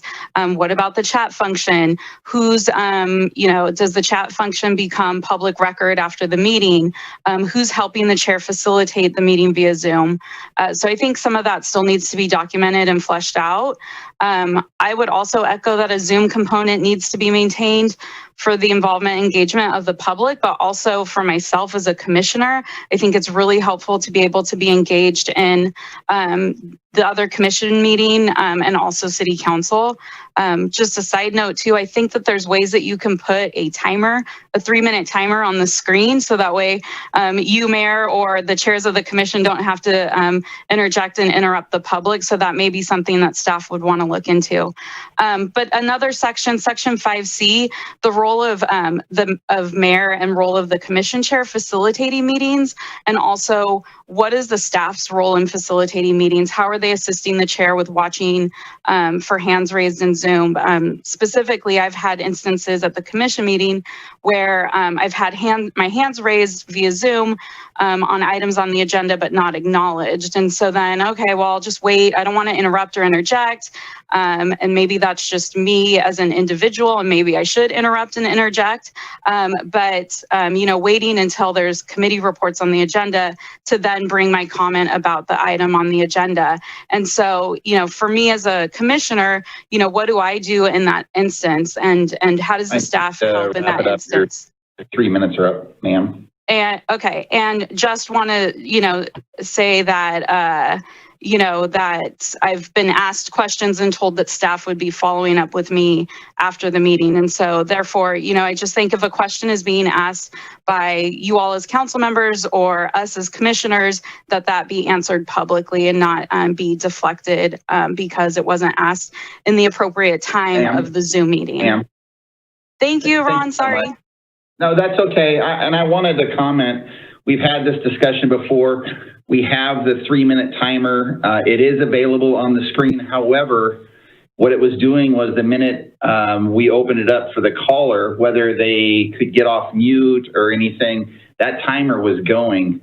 So in order to give the opportunity to the public to make sure they get their full 3 minutes, we took that timer off, and then I sit here and wait until someone completely gets on the phone and starts their speech, and then I start the 3 minutes because we want to be fair to the public. So they were losing a lot of time, especially the people couldn't figure out how to get mute off. All of a sudden, they've lost a minute. So we went to this other timer, and we've discussed that before, but I just wanted to reiterate that. Do we have any other callers tonight? Andy Swanson, I'll open your mic. Good evening again. Just a couple comments. You can start my timer, Mayor. I promise not to go 3 minutes. I'll go quick here. So really, I think back to open and transparency, and I think this is a great effort, getting this out there. I think it's very important to, as a official working for a government or as an elected official, filling out your 700 form, how does the staff, do they review those? Do they know issues when there's closed sessions? There should be more, it should go more in depth of how you make sure you do not have conflicts with negotiation, conflicts with anything related to any representative, and make sure that that's followed, whether it's land they own or it's, public, it's members of their family. and in their negotiating. And so I think you need to drill down on that more. Also, you know, I heard it talked about districts. Well, we're going to districts. We should really be looking open and transparent, make sure those districts are represented by individuals in those districts. So the carte blanche appointing anybody into an open position should not happen anymore. So that should be really looked at. I think that's my main points. I still commend you guys. I think this is really good, getting these things out there. I know it's confusing. You get elected, you have all these things you have to follow, and some it's very new. So this puts it out there. They understand. But I think knowing who's in closed session, knowing what their responsibilities are, and even if they should, you know, push themselves back, leave the room because of negotiation, even in public session, maybe they shouldn't be in those sessions. That should be more carved out here so people understand it, so the public understands it as well as the elected official. Thank you. Thank you. I see no other hands up from public comment. And unless any other council member wants to comment. Ron, I have one more quick comment. I'm sorry. Yeah, let me close public comment and then Councilmember Sullivan, go ahead. First comment is I really did enjoy the creativity in a lot of the public comments just now, and I hope that we can incorporate some of those ideas in the process. The other piece I wanted to bring up really quickly was in the county that I work in, they have, I believe it's 3 sessions per year, maybe it's 2 sessions per year, and they call it an advanced planning session. And so the city manager sits down with the city clerk and then the council members at a regularly scheduled Board of Supervisors meeting. And they just take 10 minutes, 15 minutes just to talk about things they'd like to talk about in the next 3 months, 6 months, year, or things that are very important to them. And it gives them some time to have a casual discussion where it's not just adding this item or that item. It's more of a comprehensive, you know, let's talk about housing, or when are we going to address homelessness, or whatever the issue is. And so they call it advanced planning. And like I said, it happens 2, maybe 3 times a year at a regularly scheduled meeting. It's like a 15, 20-minute scheduled item. And it really is helpful and allows the council to talk about different things, and also allows some dialogue so that when a council or a board member or council member suggests something, they can have a dialogue about it. It's not just this crazy left field item when emotions are flared. It's they kind of get the background there. So I would love it if we could consider an advanced planning practice where we talk about, you know, as a council, what we want to talk about over the next 3 months, 6 months, 9 months, year, periodically throughout the council year. That's my comment. Thank you. Great. Thank you so much.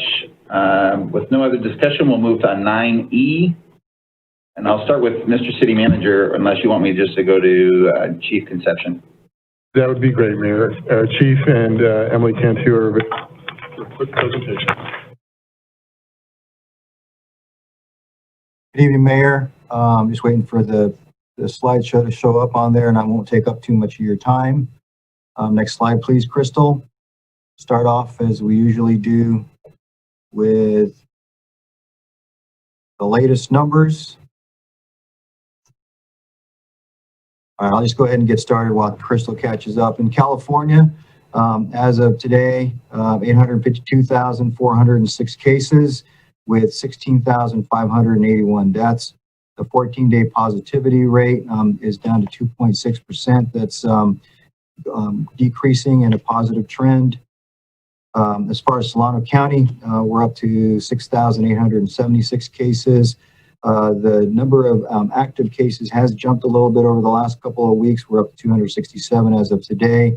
There are currently, this has also increased the number of people hospitalized. There are 31 people currently hospitalized in Solano County. But the good thing is the ICU beds and ventilators availability remain in good status. We do have 74 reported deaths now in Solano County, and the 7-day positivity rate in Solano County is 5.4%. And specific to the city of Vacaville, there are 1,171 cases of COVID-19. Next slide, please.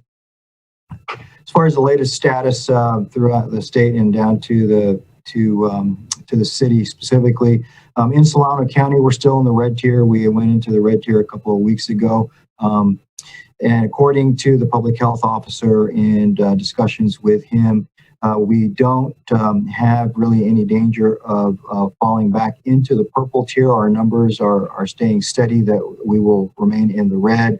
But we don't really have much of an opportunity anytime soon to improve into the orange. So it appears for the time being that we're going to be in the red for the time being. A couple of things that have happened since the last council meeting is playgrounds are now open. Thanks to Public Works, we have posted signs at all of the playgrounds in the city with the specific guidelines that have been issued by the state as far as how to safely use the playgrounds. But the good thing is we have been able to open our playgrounds. Last Friday, the state issued some guidance on private gatherings. I would imagine in anticipation of Thanksgiving and Christmas coming up, the holidays coming up, as far as families gathering, larger extended families gathering, and they provided some real specific guidance on how to limit it and how to do it safely. One of the things that they do allow in this guidance is that it also pertains to gatherings at our public parks, and so we made the decision that we are going to go ahead and start renting our facilities out and make them available for private gatherings. Obviously, making sure that the folks that are renting the facilities are following all the guidelines that have been provided by the state. And just as a matter of update, the county requested that we establish a testing center or testing site in the city of Vacaville again, and we've made the McBride Senior Center available. I believe that is for the month of November. It's supposed to start November 2nd and go till the end of the month, unless that is extended by the county, which may then take it to the end of the year. And that's all I have as far as updates, and I'm going to turn it over to Emily Cantu, our housing director, to give you an update on everything that we've been doing as far as community assistance is concerned. Good evening. Thank you, Fire Chief. Appreciate it. I just want to give a quick update on what's happening next with the community assistance that's been provided to respond to the COVID-19 outbreak. Almost $865 has been designated towards the Senior Hot Meals program, which has ensured the program continues to operate. About $690,000 has been designated for small business grants. The first round of applications have been received and are being reviewed and processed by city staff. The Project Room Key contribution provided $50,000 for non-congregate sheltering to help prevent the spread of COVID-19 and reduce impacts on hospitalizations. This countywide program is currently funded through December. The Economic Development Bridge Strategy, $49,000, is working to develop a COVID economic recovery strategy. Work's underway with stakeholder and focus group meetings wrapping up next week. An update will be provided to the council at the November 10th meeting. And finally, $50,000 through the Police Department Family Resource Center for rent, utilities, and food to families negatively impacted by COVID-19. 12 households with 13 children have been served to date to help them stay in their homes. And then I did want to mention that staff is continuing to consider community needs and will be coming back to the City Council on October 27th with additional recommendations for your consideration. Thank you. Thank you. Do we have any council comments?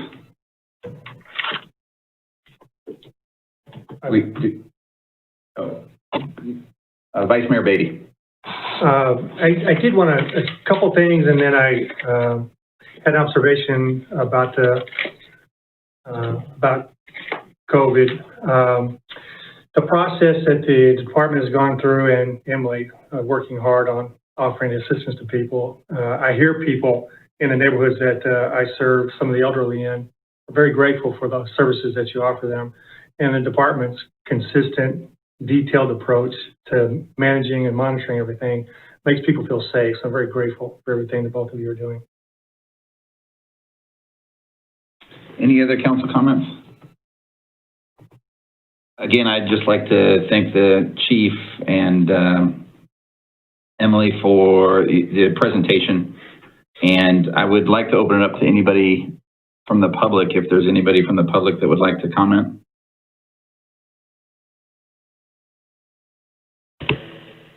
I see no hands from the public. All right, we'll move on to item 10, reports of city manager. Mr. City Manager, do you have any report tonight? Nothing tonight. Thank you, Mayor. Okay, we'll move to item 11, reports of the city council. I have 2 appointments that I would like to basically make motion for tonight. I'll do them both, but if somebody from the council wants to break them up and talk about them individually, that's fine. The first one is the Solano Commission for Women and Girls, and I am going to appoint Edith Thomas. And for the City of Vacaville Parks and Recreation Commission, I'm going to make a recommendation for Ralph Bruman. And I know that we do have one caller tonight, and that's going to be Edith, but I'm going to make that a motion, and I'll entertain a second. I'll second that. Okay, we got a motion and a second by Beatty, and we'll have a roll call. Councilmember Harris? Sure.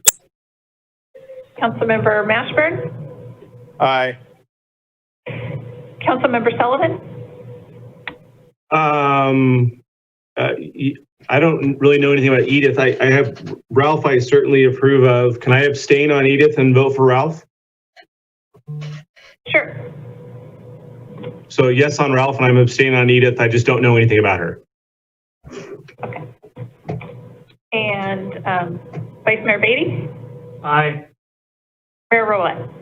And I would like to open it up to Edith. I believe Edith's on the phone. She's been waiting patiently to speak. Yes, hello. Hi, this is Edith Thomas. I just wanted to thank you, Mayor Rowlett and City Council members. Thank you so much for this opportunity to serve on the Solano Commission for Women and Girls. I'm really honored to be the representative for Vacaville. I've been participating on the commission as a private citizen for the past 2 years, and I look forward to meeting with you to share the status report that was completed in May. That's it. Thank you very much. We do appreciate you stepping up and taking the role on. With that, I'll ask if there's any other reports from the City Council. Anybody from the City Council want to make any comments tonight? Mr. Mayor, I have one quick report out. Oh, go ahead, Tyler. Sorry. No, well, I don't really have a report. Go ahead. I guess I'll start with Councilmember Harris. Yeah, I didn't really have a report out, but I did have a question. And maybe it's too early, I don't know, but you know, we haven't had an in-person meeting since March. And, you know, we've got the election coming up. We've got new people being sworn in December. And I just would like to know what the plan is for that December meeting. How is it going to be conducted? Will it be in person? I think there's certainly can be social distancing to allow for something like that. But just wondering what the plan is for that. Thank you. Mr. City Manager, do you have an answer tonight? At this time, it's still kind of premature. We're evaluating all the protocols that are coming from the state, you know, with the tiers, the different tier systems and the new language that's coming out for meetings.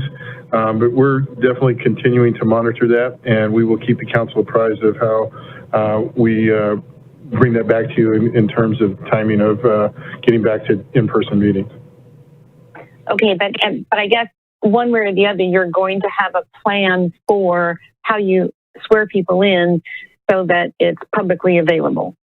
Of course, absolutely. Okay, thank you. And then Councilmember Sullivan, I believe you had something to say also, sir? Yes, sir. Thank you, Mayor. So my question is kind of a comment and a question for the city manager. So the homeless roundtable and the youth roundtable were postponed for quite a few months during COVID.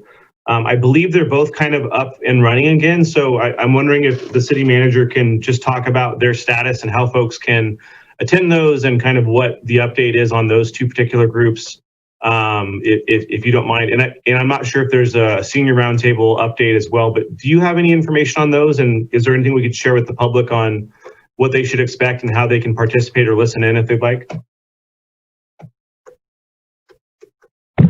Certainly. Thank you, Councilman Sullivan. So yes, we are trying to get back to normal to a certain degree, especially with the youth roundtable, for example. That was difficult to continue to operate because the schools were doing home learning, and it was a difficult challenge, but we are expecting to have actually our first youth roundtable this Friday. It is something that is a coordinated effort that's being led by a partnership between our Parks and Recs departments and our police department and the city manager's office. And we extend it out to all the different high schools here. And we hope to get a very good collection of students to share ideas and about what's going on in the community and hear from them about what they're experiencing. Our next homeless roundtable, I believe, is slated for this month as well. The date escapes me, but we can certainly get that out to folks. It is a group that has been meeting for a regular while now to talk about a multitude of issues associated with the homeless issue. And again, I'll make sure that we can put that on our webpage for folks to see if they'd like to participate. With regards to the senior roundtable, that group has not been meeting, and we don't know exactly when that group will pick back up right now, because the challenge that we have there is that that particular population is still encouraged to remain at home, and the availability of Zoom is not always a common element for that group. So we're working with our Parks Department to see how we can start that up again. Given their contact through the senior meal programs, we're hoping to see if there's an opportunity to get that started back up soon. Thank you very much. Any other comments from any council members? Vice Mayor Beatty? Thanks, Mayor. I want to make a general comment about just the overall agenda, and then I wanted to invite the general public, staff, and council on something that was mentioned in 9A. So the observation about the overall agenda, if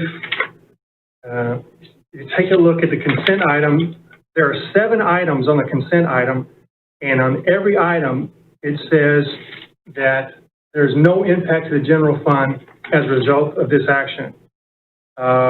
Under business, well, actually, 8A also, one item under 8A, it says there's no additional funds requested for this item.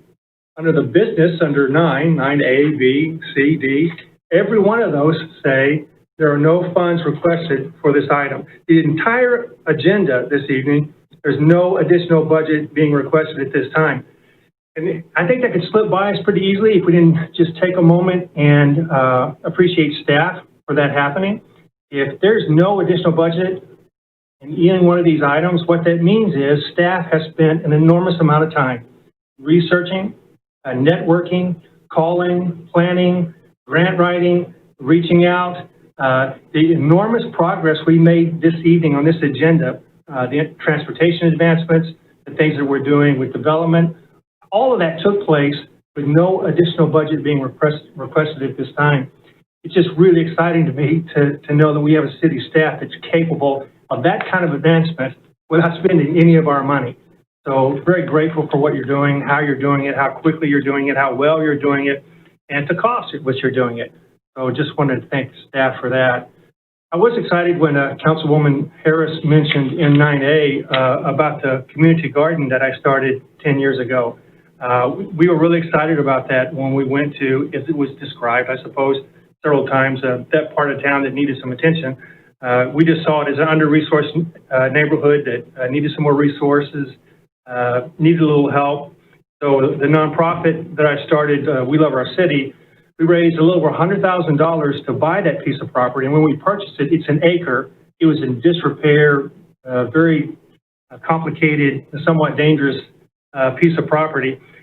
We spent a lot of time rehabbing the property, grounding, grading the property, and turning it into a community garden that the community has used for years now. We're about 2/3 of the way through a water project we've been working on, so more of the community can have access to that property. But the community garden has been a huge asset. It's there on the corner of Holly Lane and Rocky Hill, if you've not been to that area before. The residents in that area use it as open space as well, barbecue, have fun, play games there. It's really been a great improvement for the neighborhood. And I actually love that part of town as it's been described. I'm there every Saturday and have been for 10 years. So I'm excited about the differences that the city is going to be making in those areas. We go every Saturday. We rent 15 U-Haul trucks at that great business at Monte Vista, the U-Haul Monte Vista. We rent 15 U-Haul trucks every Saturday, loaded up with food and supplies, and we go to Trower Park and to Bennett Hill and to Bennett Hill Court, to Meadows Court, to Rocky Hill, to the community garden. And we'll paint over graffiti, haul off trash that shouldn't be there, feed the residents.